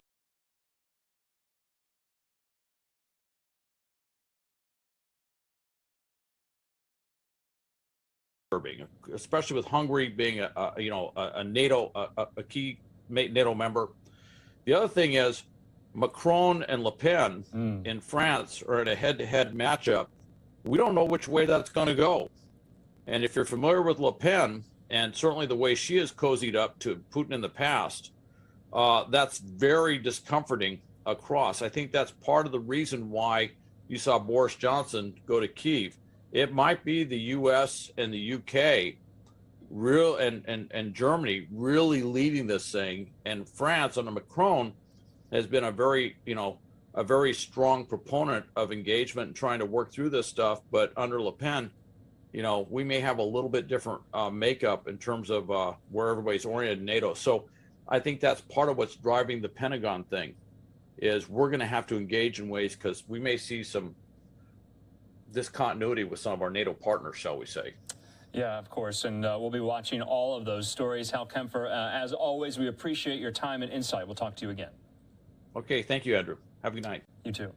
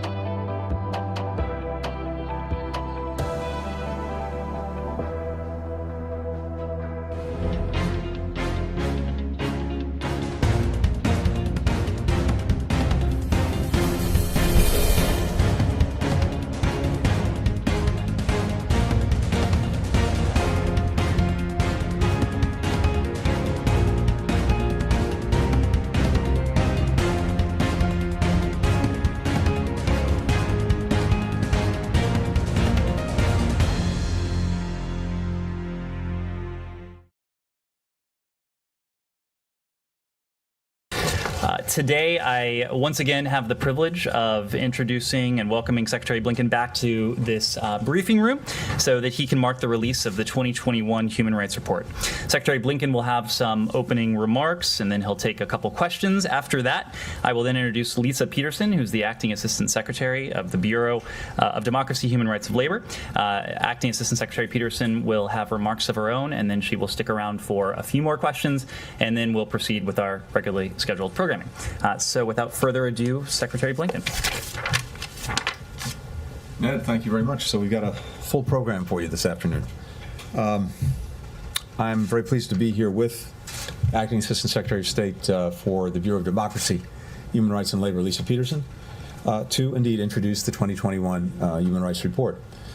So this is the second time that I've joined the launch of this report as Secretary because it's important to U.S. foreign policy. It's important to this department. It's important to me personally. For many years running, we have seen an alarming recession of democracy, the rule of law, respect for human rights in many parts of the world. In the time since releasing our previous report, that backsliding has, unfortunately, continued. In few places have the human consequences of this decline been as stark as they are in the Russian government's brutal war on Ukraine.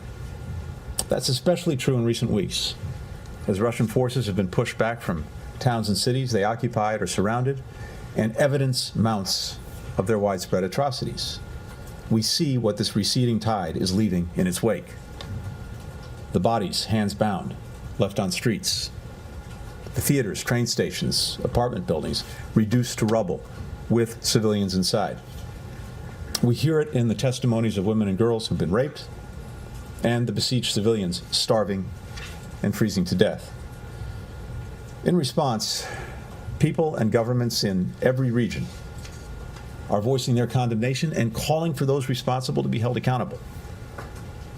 This global outcry has been clarifying. In its disdain for human life and dignity, the Kremlin has reinvigorated a belief in people worldwide that there are human rights that everyone, everywhere, should enjoy, and underscored why these rights are worth defending.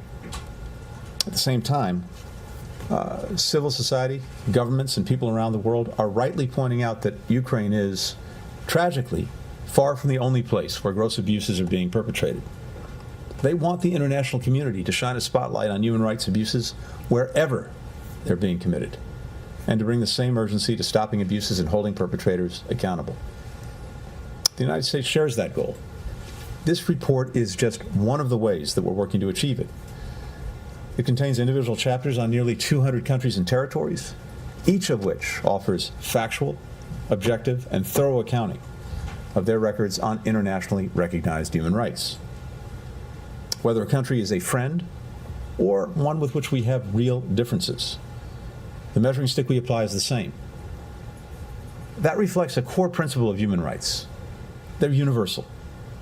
People of every nationality, race, gender, disability, and age are entitled to these rights, no matter what they believe, whom they love, or any other characteristics. This is especially important as a number of governments continue to claim falsely that human rights need to be applied based on the local context. Little coincidence that many of the same governments are among the worst abusers of human rights. The universal nature of human rights also means that we have to hold ourselves accountable to the same standards. Even as this report looks outward to countries around the world, we've acknowledged from day one of this administration that we have challenges here in the United States. We take seriously our responsibility to address these shortcomings, and we know that the way to do it matters. Together with citizens and communities, out in the open, transparently, not trying to pretend problems don't exist or sweeping them under a rug. And in fact, that's what distinguishes democracies. Our willingness, our commitment to pursue that more perfect union. And practicing what we preach at home gives us greater legitimacy when we encourage governments abroad to do the same thing.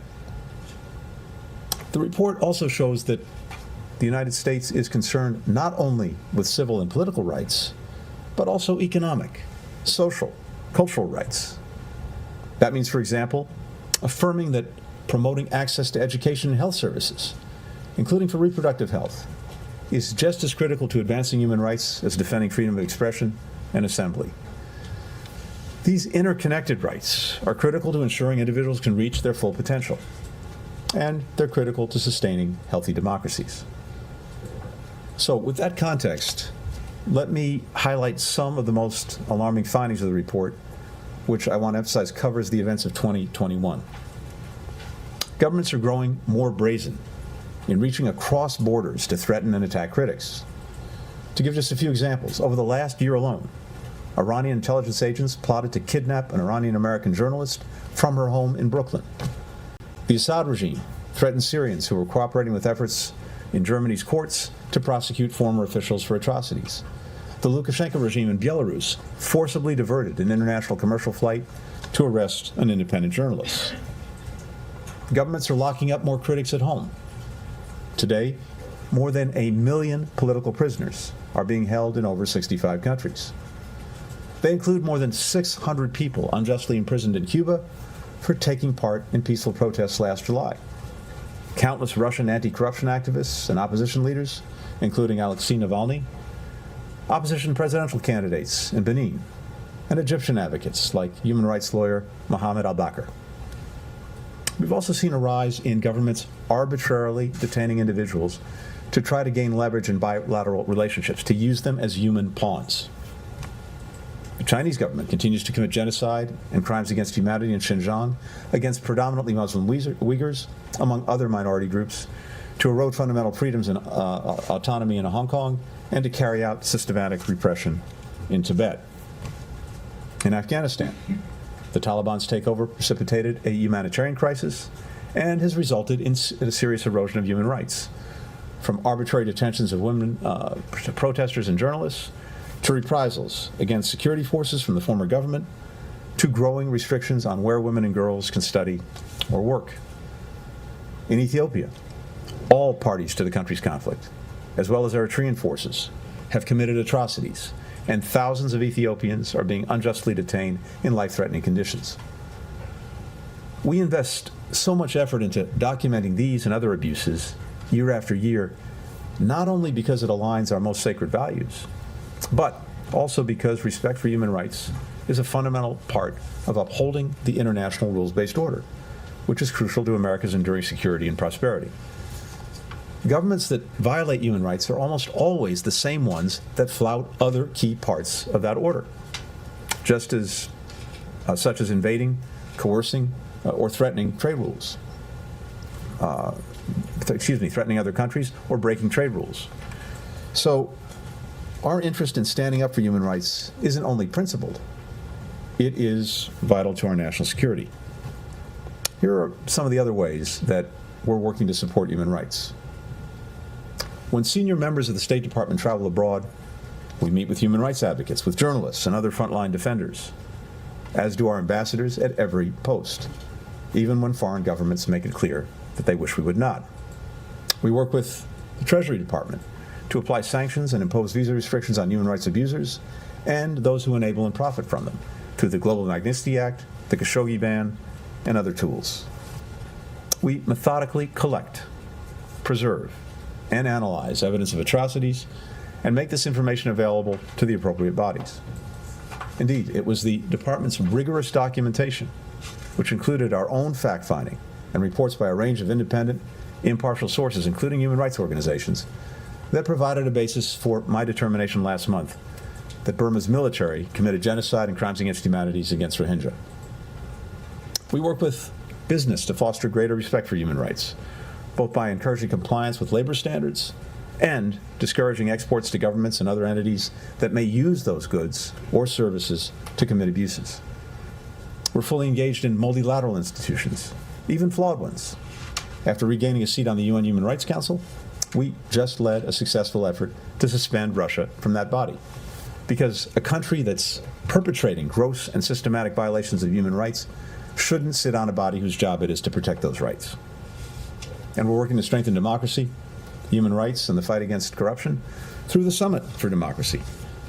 Last December, President Biden convened 100 world leaders, as well as representatives from civil society and the private sector, for the first summit. That kicked off a year of action that we're in the midst of pursuing. We're focused on delivering progress, not just pronouncements, by encouraging countries to make concrete commitments to advance human rights and democracy. And we're holding one another to our pledges. Before turning to questions, let me just thank everyone who's had a hand in producing this report. This is an enterprise that cuts across the entire State Department. We have local staff and career officers in posts around the world, as well as here in Washington, whose determination and rigor are shining a bright light on these issues every single day. And the brave human rights defenders, journalists, and others documenting those abuses from up close, frequently at grave risk to themselves and their loved ones. This is your report too, and we thank you for it. So we're approaching the 15-month mark since this administration took office. We still don't have a confirmed Assistant Secretary for the Bureau of Democracy, Human Rights, and Labor. Outstanding career officers have stepped up to lead a devoted DRL team that carries this mission forward. And I want to thank you, Lisa, in particular, for exceptional service and stewardship in this time. But for the United States to be the best possible advocate of human rights and democracy worldwide, We need a Senate-confirmed Assistant Secretary. We have a highly qualified nominee for this position, Sarah Margon. I urge the Senate Foreign Relations Committee to allow her nomination to move forward soon.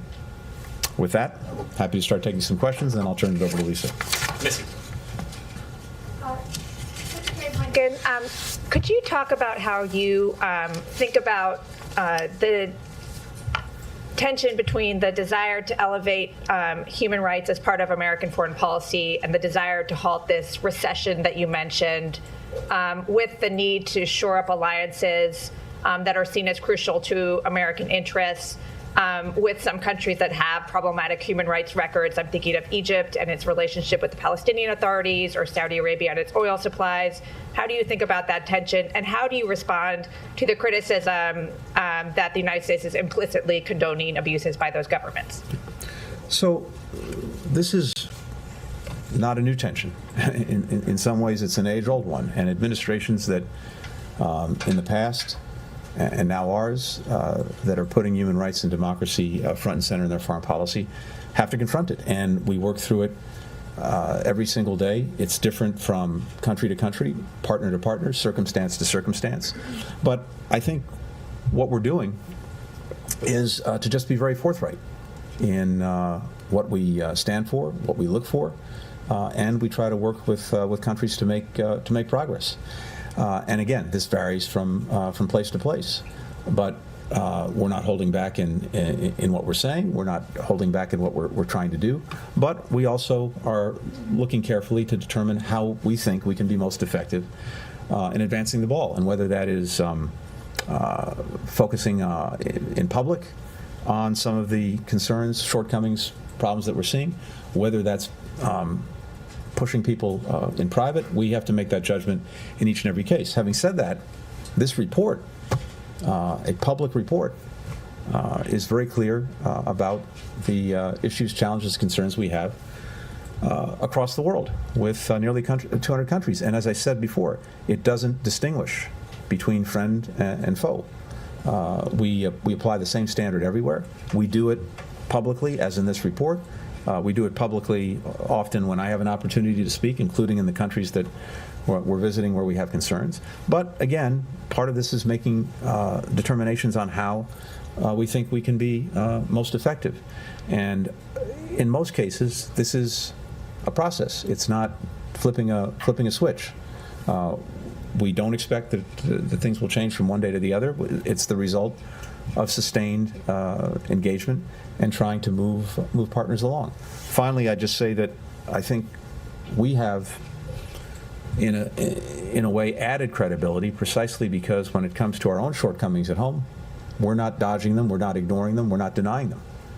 We're confronting them directly, and in so doing, we strengthen our position, we strengthen our voice in advancing rights. But again, this is a process. It's not something that happens from one day to the next. We're engaged in it. Let's see where we are over the coming years and the progress that we make in individual places. Francesca. Thank you, Mr. Secretary. You were mentioning the situation in Ukraine. Have you made an assessment of any alleged use of chemical agents or weapons in Ukraine? And how credible would you say the reports coming from the Mariupol era are?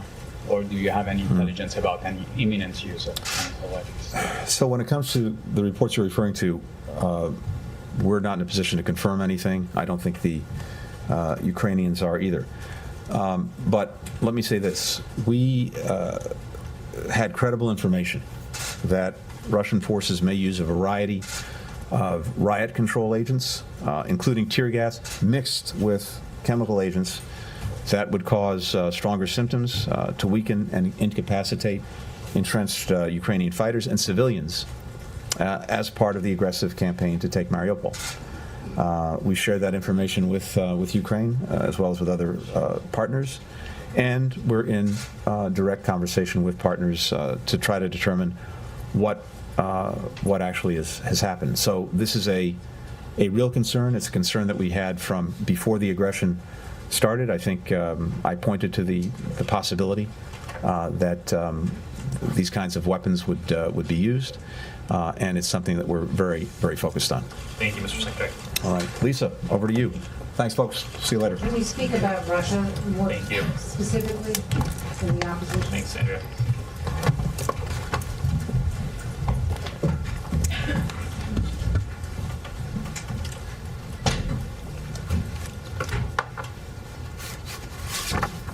It's a privilege to be here for the release of the 46th Human Rights Report, which we submitted to the U.S. Congress earlier today.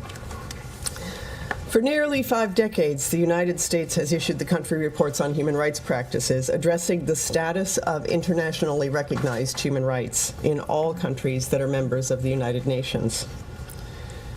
The annual Human Rights Report includes 198 reports on individual countries and territories and provides an objective record of whether and how human rights and fundamental freedoms are protected by law and in practice around the world.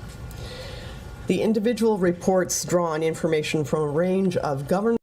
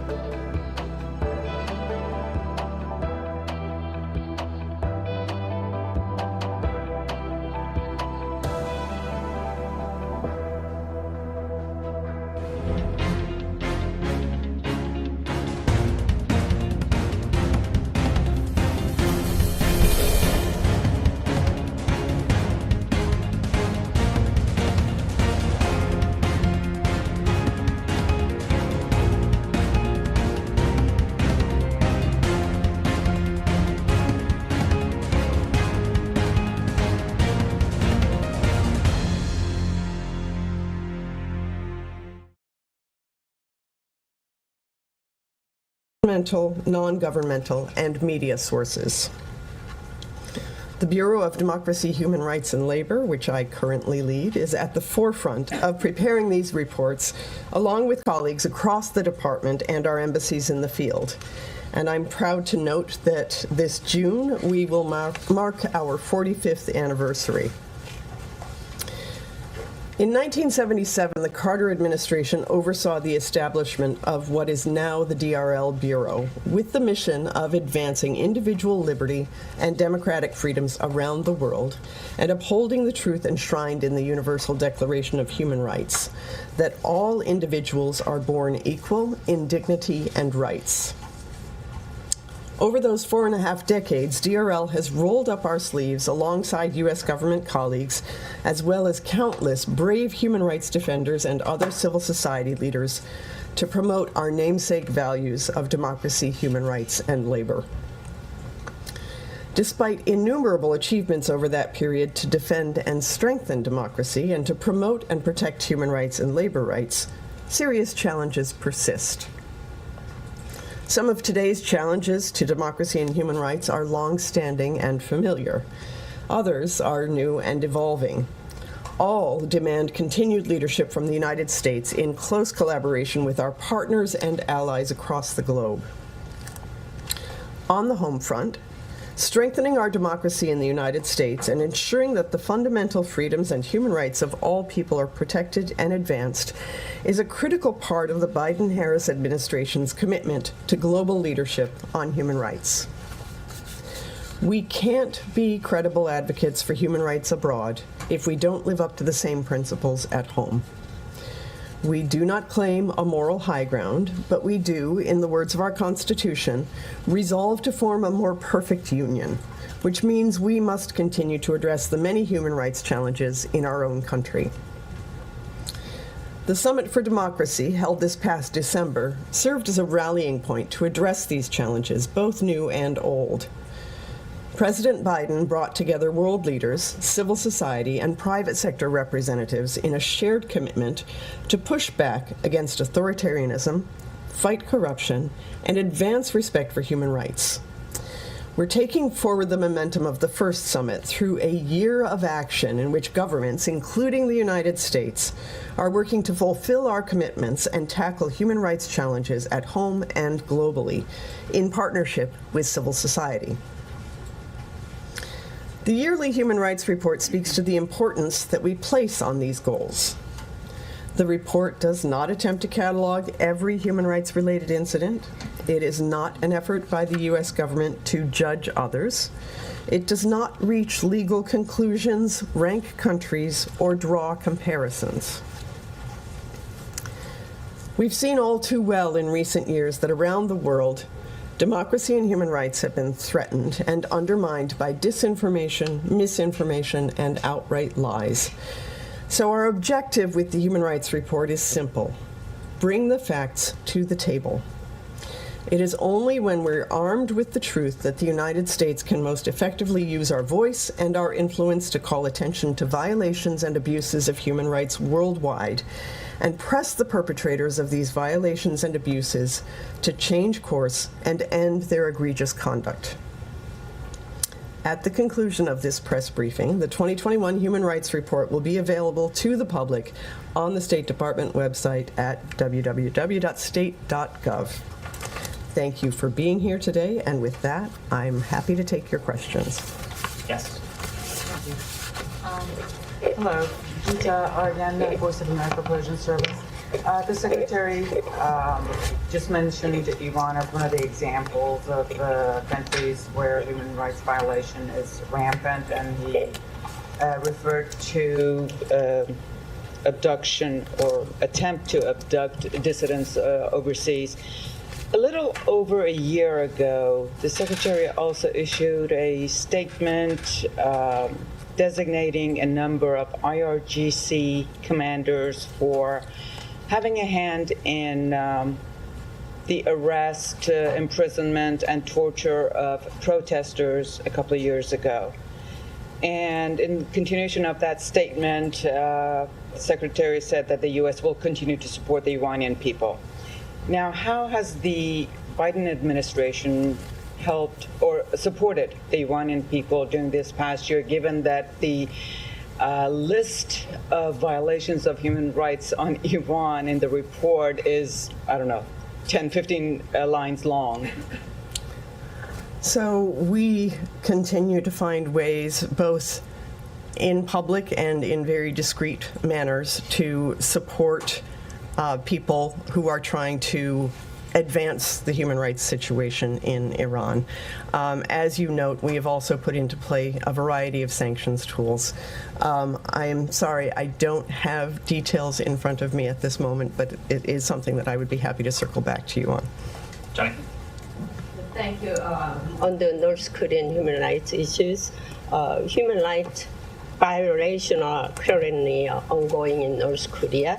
And North Korean leader Kim Jong-un is massacred their own citizens.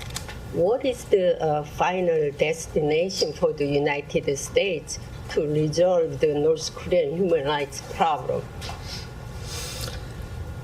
So we do recognize that the DPRK is among the most repressive authoritarian states in the world, and obviously we remain deeply concerned about reports of systemic, widespread, and gross human rights violations and abuses committed by the DPRK government. And we certainly hope that one day justice may be achieved for the people of North Korea.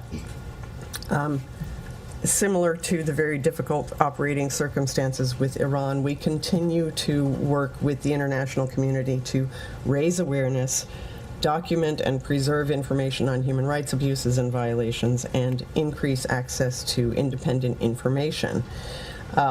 We also seek to impose sanctions on those who are complicit in abuses and violations, and as always, promote respect for human rights within the DPRK. Do you have any tools used for the resolve these human rights issues in North Korea, or you don't have anything because this is a long time being the North Koreans human rights abuse the human rights issue? Obviously, that is an extremely difficult environment to be able to influence, but it is an area that we continue to focus our efforts on to try to raise awareness around the issues within North Korea. Yes. How do you assess the human rights record in the Middle East? Are they deteriorated, or how do you see them? I would hesitate to speak to the Middle East as a region as a whole.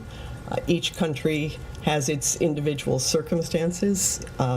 Some have progress, some less so. So I would hesitate to speak on an entire region. On Russia, the report obviously covers the 2021 period, but Russia seems to be committing even worse atrocities this year in Ukraine and its repression at home. I would wonder if you would agree with that characterization. And then secondly, if you could expand on why that would be the case. Do you think that Vladimir Putin has a sense of impunity because he hasn't faced repercussions in the past? So I will share that, because the report does focus on 2021 and a lot of the preparation is very focused on what went into those reports, I was struck by the manner in which the listing of issues with Russia have simply been amplified in the context of the Russia-Ukraine context. As to why that has happened, I will not speculate on what is motivating Putin. Sir. Thank you. On Georgia, there are some serious concerns about Georgia's human rights record. Many believe within the country and my respondents here in DC, former diplomats, that Georgia is leaning towards illiberalism. Secretary Blinken mentioned that it's irrespective to friends or not-friendly countries. That applies, that human rights standard applies equally to everyone. I just want to gather your thoughts. How far is the United States willing to go further if the former partners, and Georgia has been partnering with the US for the last 30 years, is violating systematically human rights within its territory? Thank you.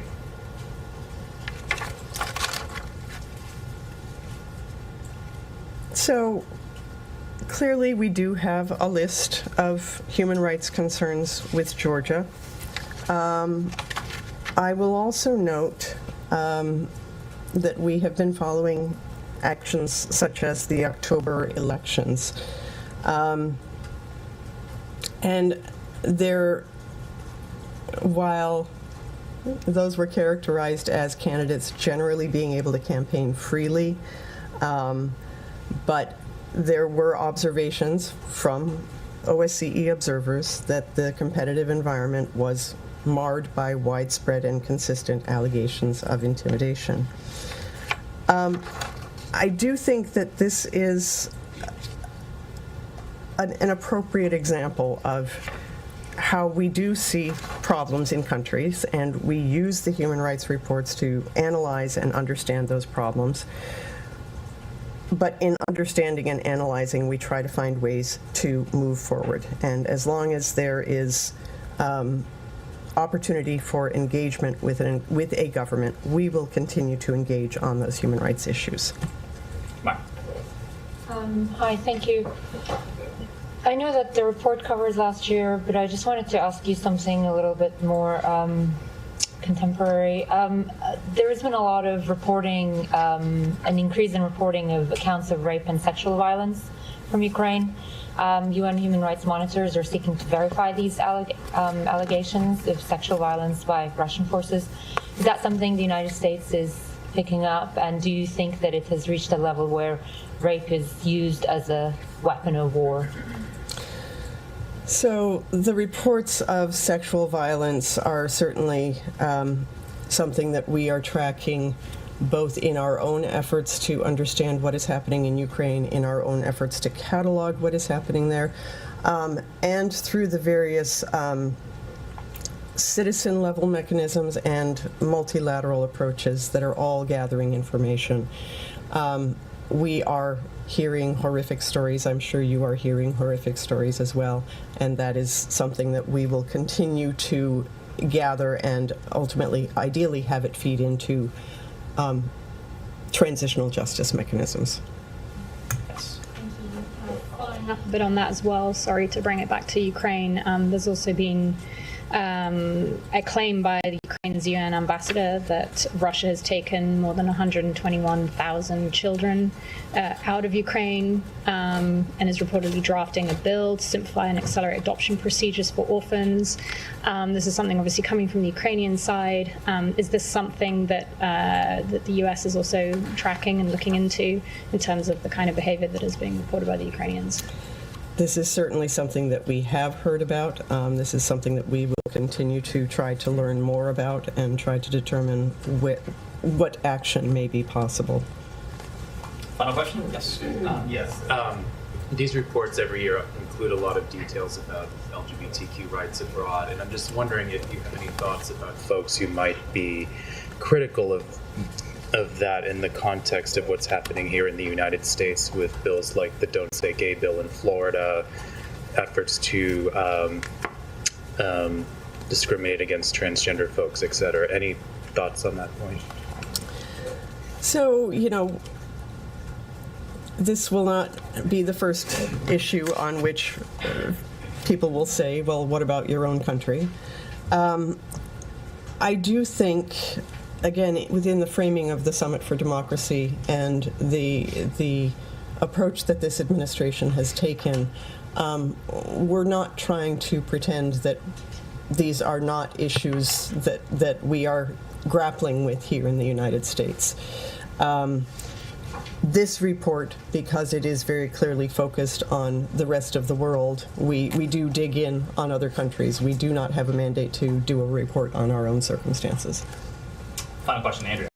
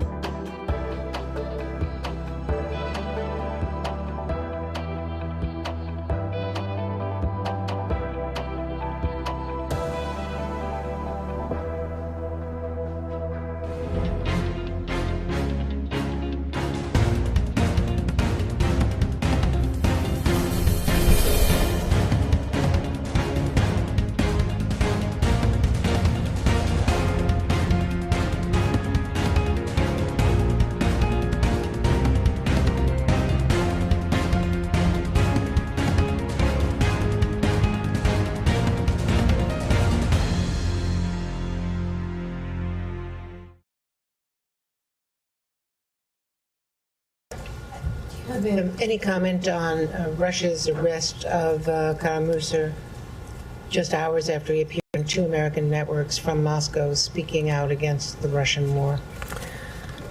I would speak in general about Russia's crackdown, further crackdown on freedom of information, freedom of expression in Russia in the context of the Ukraine conflict. This was space that they were closing even before the conflict started. Their efforts to close down that space have simply grown exponentially since the start of the conflict, and we would want to see that space reopened so that Russians can understand what is happening within their neighborhood and what their government is doing. Thank you very much, Secretary Peterson.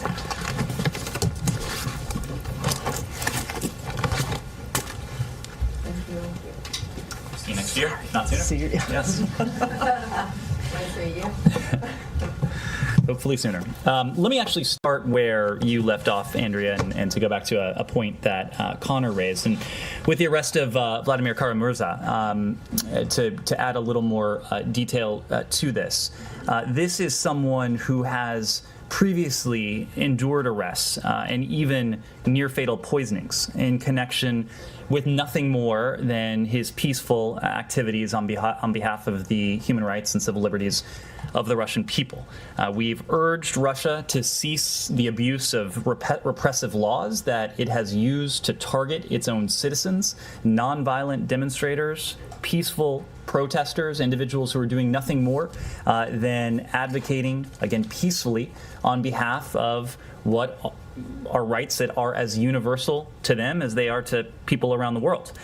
The Russian people, and this is the key point, like people everywhere, have the right to speak freely, to form peaceful associations, to exercise their freedom of expression, and to have their voices heard through free and fair elections. And Connor, you asked about the trends we're seeing in Russia, and certainly anecdotally at least, we do seem to be seeing a crackdown, a regime that is more aggressive beyond its borders and more repressive within its borders. We've seen that last year. We've spoke about that in the context of the arrest of detention of the thousands of individuals who, again, peacefully took to the streets to protest his detention. We've seen that just over the past 24 hours with the arrest of Vladimir Kara-Murza. We've seen that in recent weeks with the detention of more than 15,000 Russians who took to the streets to protest what their own government is doing purportedly in their name, and the subsequent crackdown that we've seen in towns and cities across Russia, from Moscow to St. Petersburg, Vladimir Putin's hometown, to towns and cities across the country. I think if you look at this, these are not the actions of a government that is confident. These are the actions of a government, of a regime that is fundamentally insecure, that is not willing to allow its own people to do what is the right of every people everywhere, to voice their protests, to march peacefully, to form associations, and to make their voices and their free will heard. Andrea. In a related issue, in clear rejection of the President's appeal to President Xi, China is reportedly increasing its echo chamber of the Russian false statements about atrocities, false claims that it was Ukraine that staged a lot of these atrocities. Is there anything more between the U.S. and Beijing in trying to get them to not propagate these the propaganda from Russia? These lies. This has been a topic between, to include at the highest levels, between the United States and the PRC.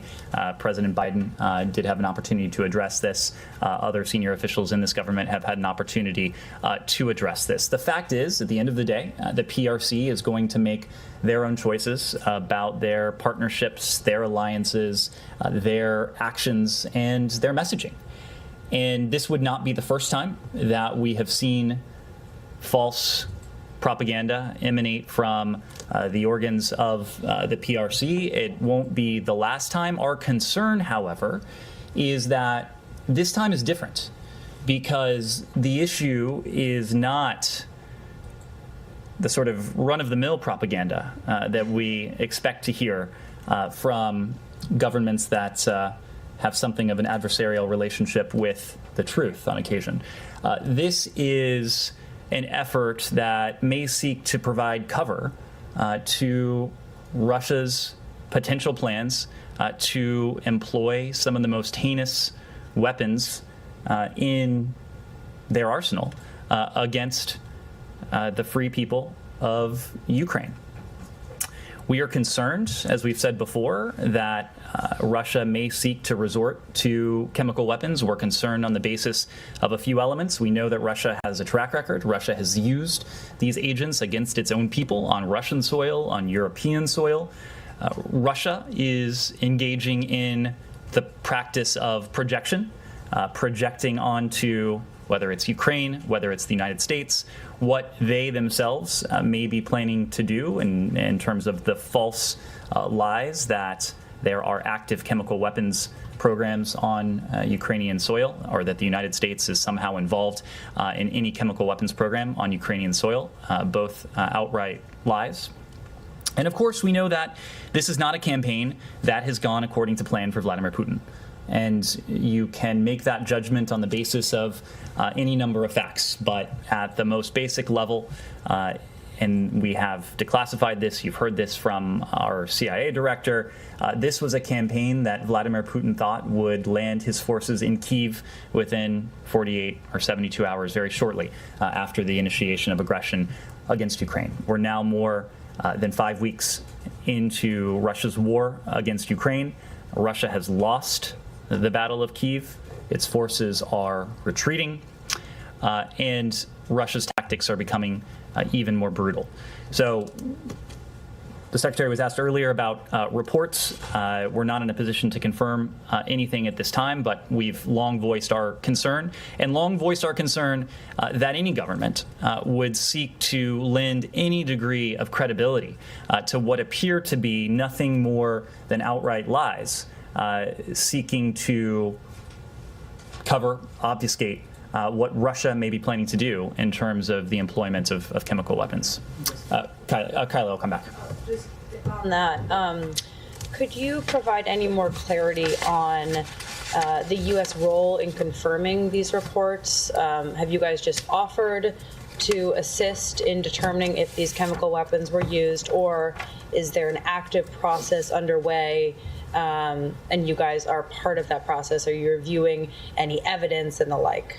So this, in some ways, started before the reports that emerged yesterday, and you heard from the Secretary just a moment ago that we had developed credible information preceding the reports that came to the fore yesterday, that Russia's forces may use a variety of riot control agents, and that includes tear gas mixed with chemical agents that would cause stronger symptoms, as part of the effort to weaken and incapacitate entrenched Ukrainian fighters and even civilians as part of its campaign to take Mariupol. We've had a dialogue with our Ukrainian partners. We shared this intelligence with them, as we have shared a great deal of intelligence and information with them, both tactical and strategic, and we shared the gist of this publicly, at least in terms of the outlines of our concerns that Russia may be seeking to use to employ chemical weapons.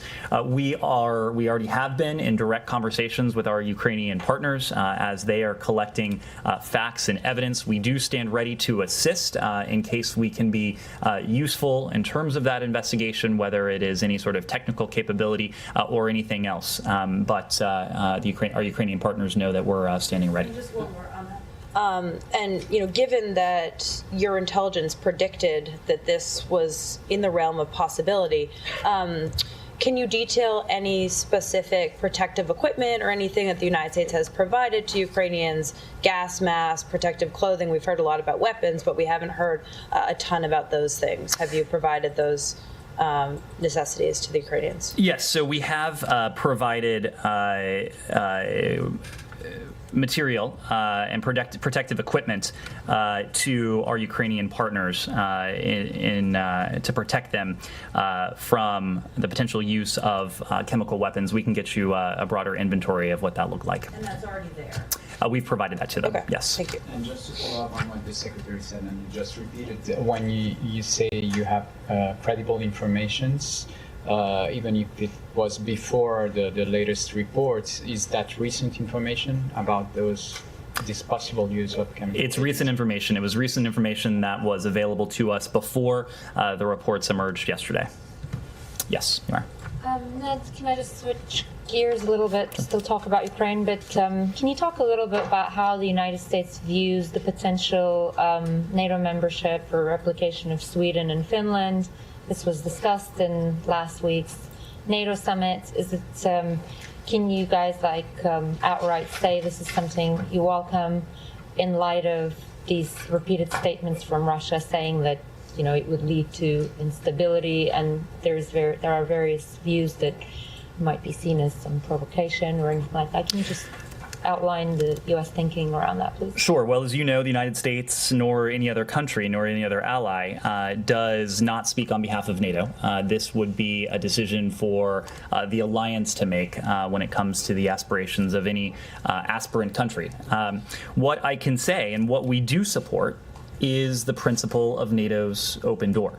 It should be up to the members of the alliance and no other country to determine what NATO's roster looks like. If there are aspirant countries that are raising their hands that meet the stringent criteria that NATO has put forward, that would be a decision for the NATO alliance to make. Do you anticipate that these membership applications are likely to come through because of what's been happening regarding the war in Ukraine? I would have to refer you to any aspirant countries to speak to the status of their applications for joining the NATO alliance. But I will say this, and without speaking to any NATO allies beyond potential NATO allies beyond the 30 current NATO allies, the point that the Secretary has consistently made, that Vladimir Putin has precipitated everything he has sought to prevent, I think is showcased here. We are now 5-6 weeks into this war in Ukraine. In many ways, this is a strategic defeat for Russia already. And one of the ways it's a strategic defeat is because the international community, and NATO in particular, has never been stronger, has never been more united, has never been more purposeful since the end of the Cold War. And you can measure that in the level of consensus and unanimity that has emanated from recent sessions of the NAC, the recent foreign ministerial that took place in Brussels, but you can also measure it in some ways quantitatively in terms of the number of U.S. service members who are now in Europe. It's increased from some 60,000 to now over 100,000, to the capabilities that NATO has at its disposal, to the steps that the alliance has taken to reassure countries on NATO's eastern flank.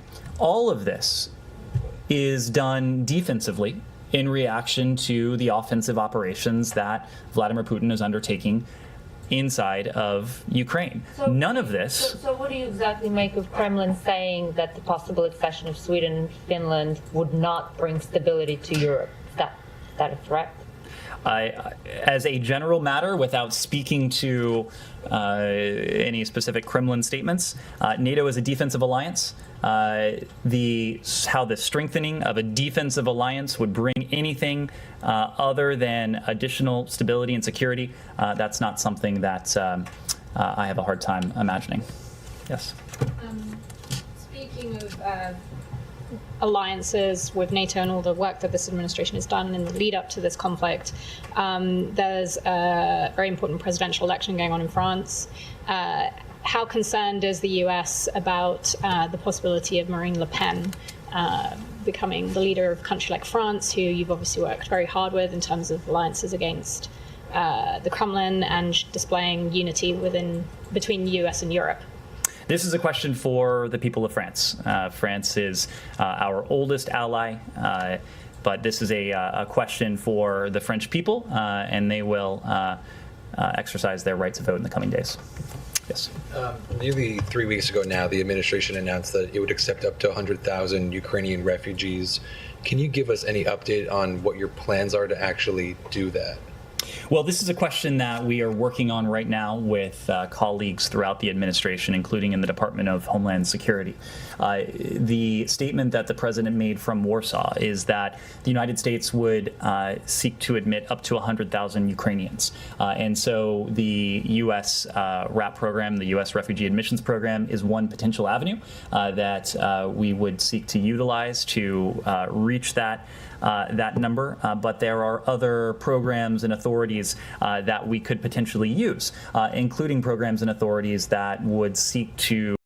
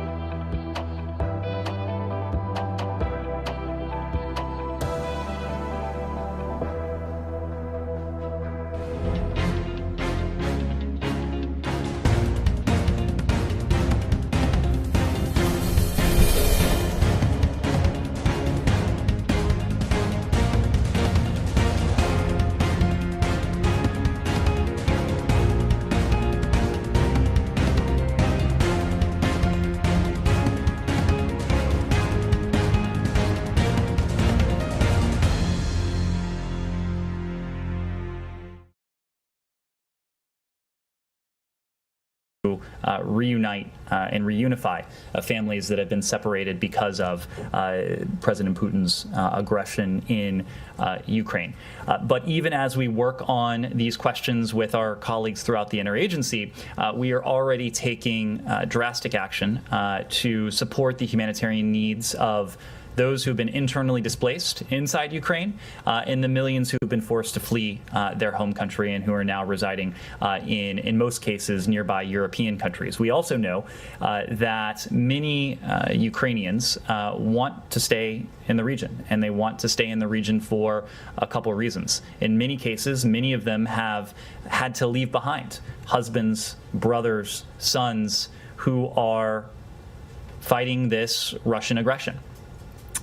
Additionally, there is every hope, and we share this hope, that Ukraine will, before long, once again, be a secure, stable country where Ukrainians can return to. So our goal is, in the near term, to support the humanitarian needs of IDPs inside Ukraine, refugees inside Europe, and then, as appropriate and given the level of demand, to welcome up to 100,000 Ukrainians to the United States using all legal pathways available. But for those who don't want to stay in the region, they would want to come now, and so you don't have anything in place now. You're not taking action right now. There are existing programs, including the U.S. Refugee Admissions Program.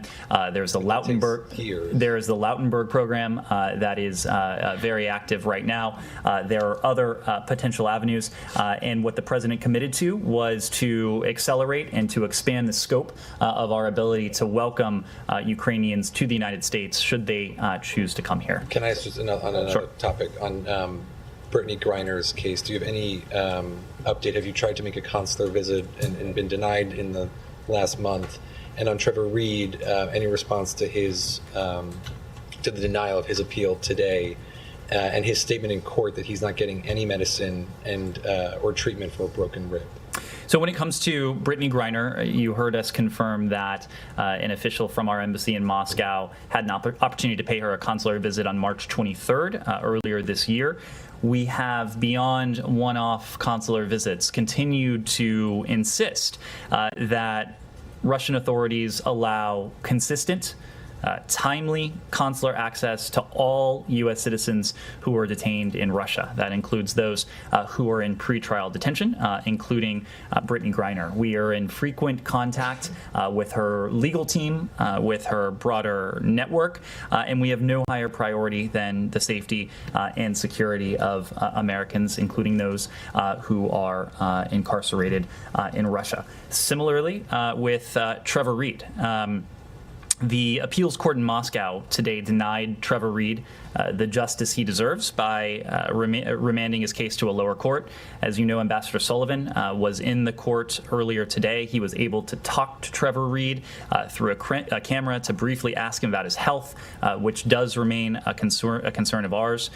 The point with Trevor Reed is that he remains in prison for a crime he did not commit. And Ambassador Sullivan noted this earlier today, but the evidence at his trial was so flimsy that spectators and even court personnel laughed during the proceedings.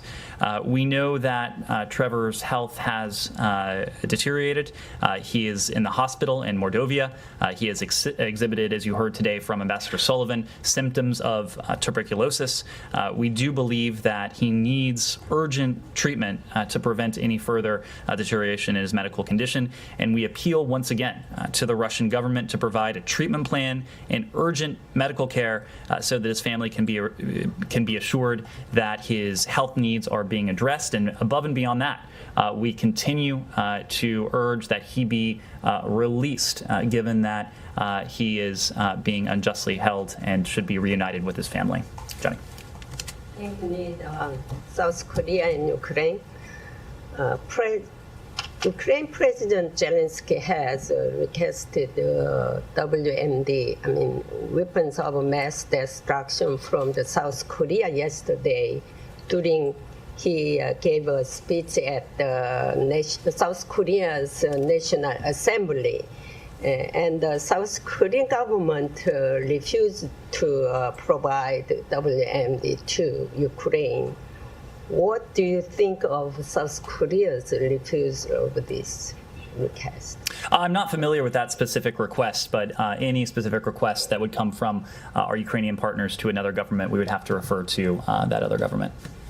Yeah. Yes, go ahead. This is justified because this WMD is willing to provide the Ukraine, and the United States also provide the Ukraine for the WMD stuff.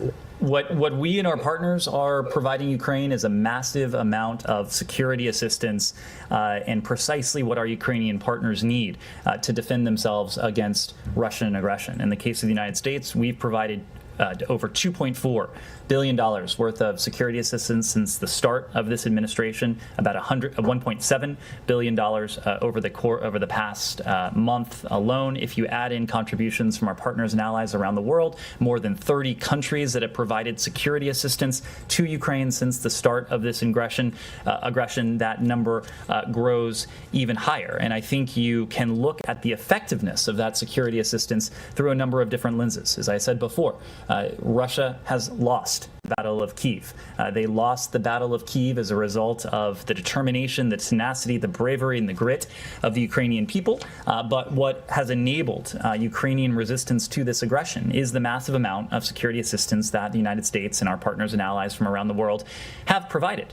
And you can measure just the amount of that security assistance, again, through by a number of different ways. If you take, for example, anti-tank systems that are currently in Ukraine, for every Russian tank currently in Ukraine, the United States alone has provided 10 anti-tank systems. If you add in the contributions of our partners and allies, their anti-tank systems, that number and that ratio goes up to 90 anti-tank systems for every single Russian tank in Ukraine. It is a similar ratio in terms of anti-armored systems. For every Russian armored vehicle, the United States has provided 3 anti-armor systems. If you count the contributions of our partners and allies, that ratio goes up to 25 to 1. And you can go almost across the board in terms of Russian assets in Ukraine and the amount of security assistance that we have provided. What we're also doing, beyond the scale and the size of that security assistance, we are providing our Ukrainian partners with precisely the type of security assistance they've requested. You heard from our colleagues yesterday that we're going to be in a position to provide artillery, and that will come as a direct result of what we've heard from our Ukrainian partners. We also announced on Friday, and our Slovak partners announced on Friday, that they would be transferring the S-300 long-range anti-aircraft system. That transfer was complemented and in some ways enabled by the fact that we were able to backfill that system with the provision of a Patriot missile battery. So whether it is equipment from our own stocks, whether it is our ability to backfill what our partners and allies are then in turn providing, or whether it is what our partners and allies themselves are providing, we are making sure that every single day there is a delivery of much needed and requested security assistance to our Ukrainian partners. And most importantly, it's security assistance that is having a clear effect on the battlefield. Yes? Switch topic. What is your comment on the attacks in Israel and the Israeli military operation in Jenin camp? Well, we're deeply concerned with violence in Israel and the West Bank, which we saw continue, unfortunately, over the weekend, and which has led to the deaths and injury of Israeli and Palestinian civilians. We urge all sides to refrain from actions that escalate tensions and unrest and undercut efforts to advance a two-state solution. And we encourage all sides to work together to end this cycle of violence. Yes? Mariupol's mayor has said that more than 20,000 civilians may have been killed in that city so far. Does the State Department have a sense of the civilian casualties in terms of numbers so far in Ukraine overall? And then I have another question about Mariupol. Apparently there are people that are being forcibly removed from that city and sent into either Russian-controlled areas or Russian cities throughout the country of Russia. Do you know if that's happening? Does the U.S. have any evidence of that happening right now? So in terms of the death toll, we are in a position to attach a figure to that, primarily because the Battle of Mariupol continues. Violence, in some cases unimaginable levels of violence and brutality, continue to inflict grave harm on the people there. So we've heard estimates, but until we have, and our Ukrainian partners in the first instance, have a better sense of what has transpired on the ground, we're just not going to be in a position to attach a figure to that or to endorse any numbers. When it comes to reports of forced displacement, we have seen these reports. We believe some of them are credible. What we have consistently said is that whether it's Mariupol or other besieged areas, there need to be humanitarian corridors to allow people to leave on their own free will, not to see to it that the only escape hatch they have is to a place like Russia or to the North Belarus, but to areas that are not under siege. Just as civilians should be allowed to leave, humanitarian assistance should be allowed to enter, to flow in.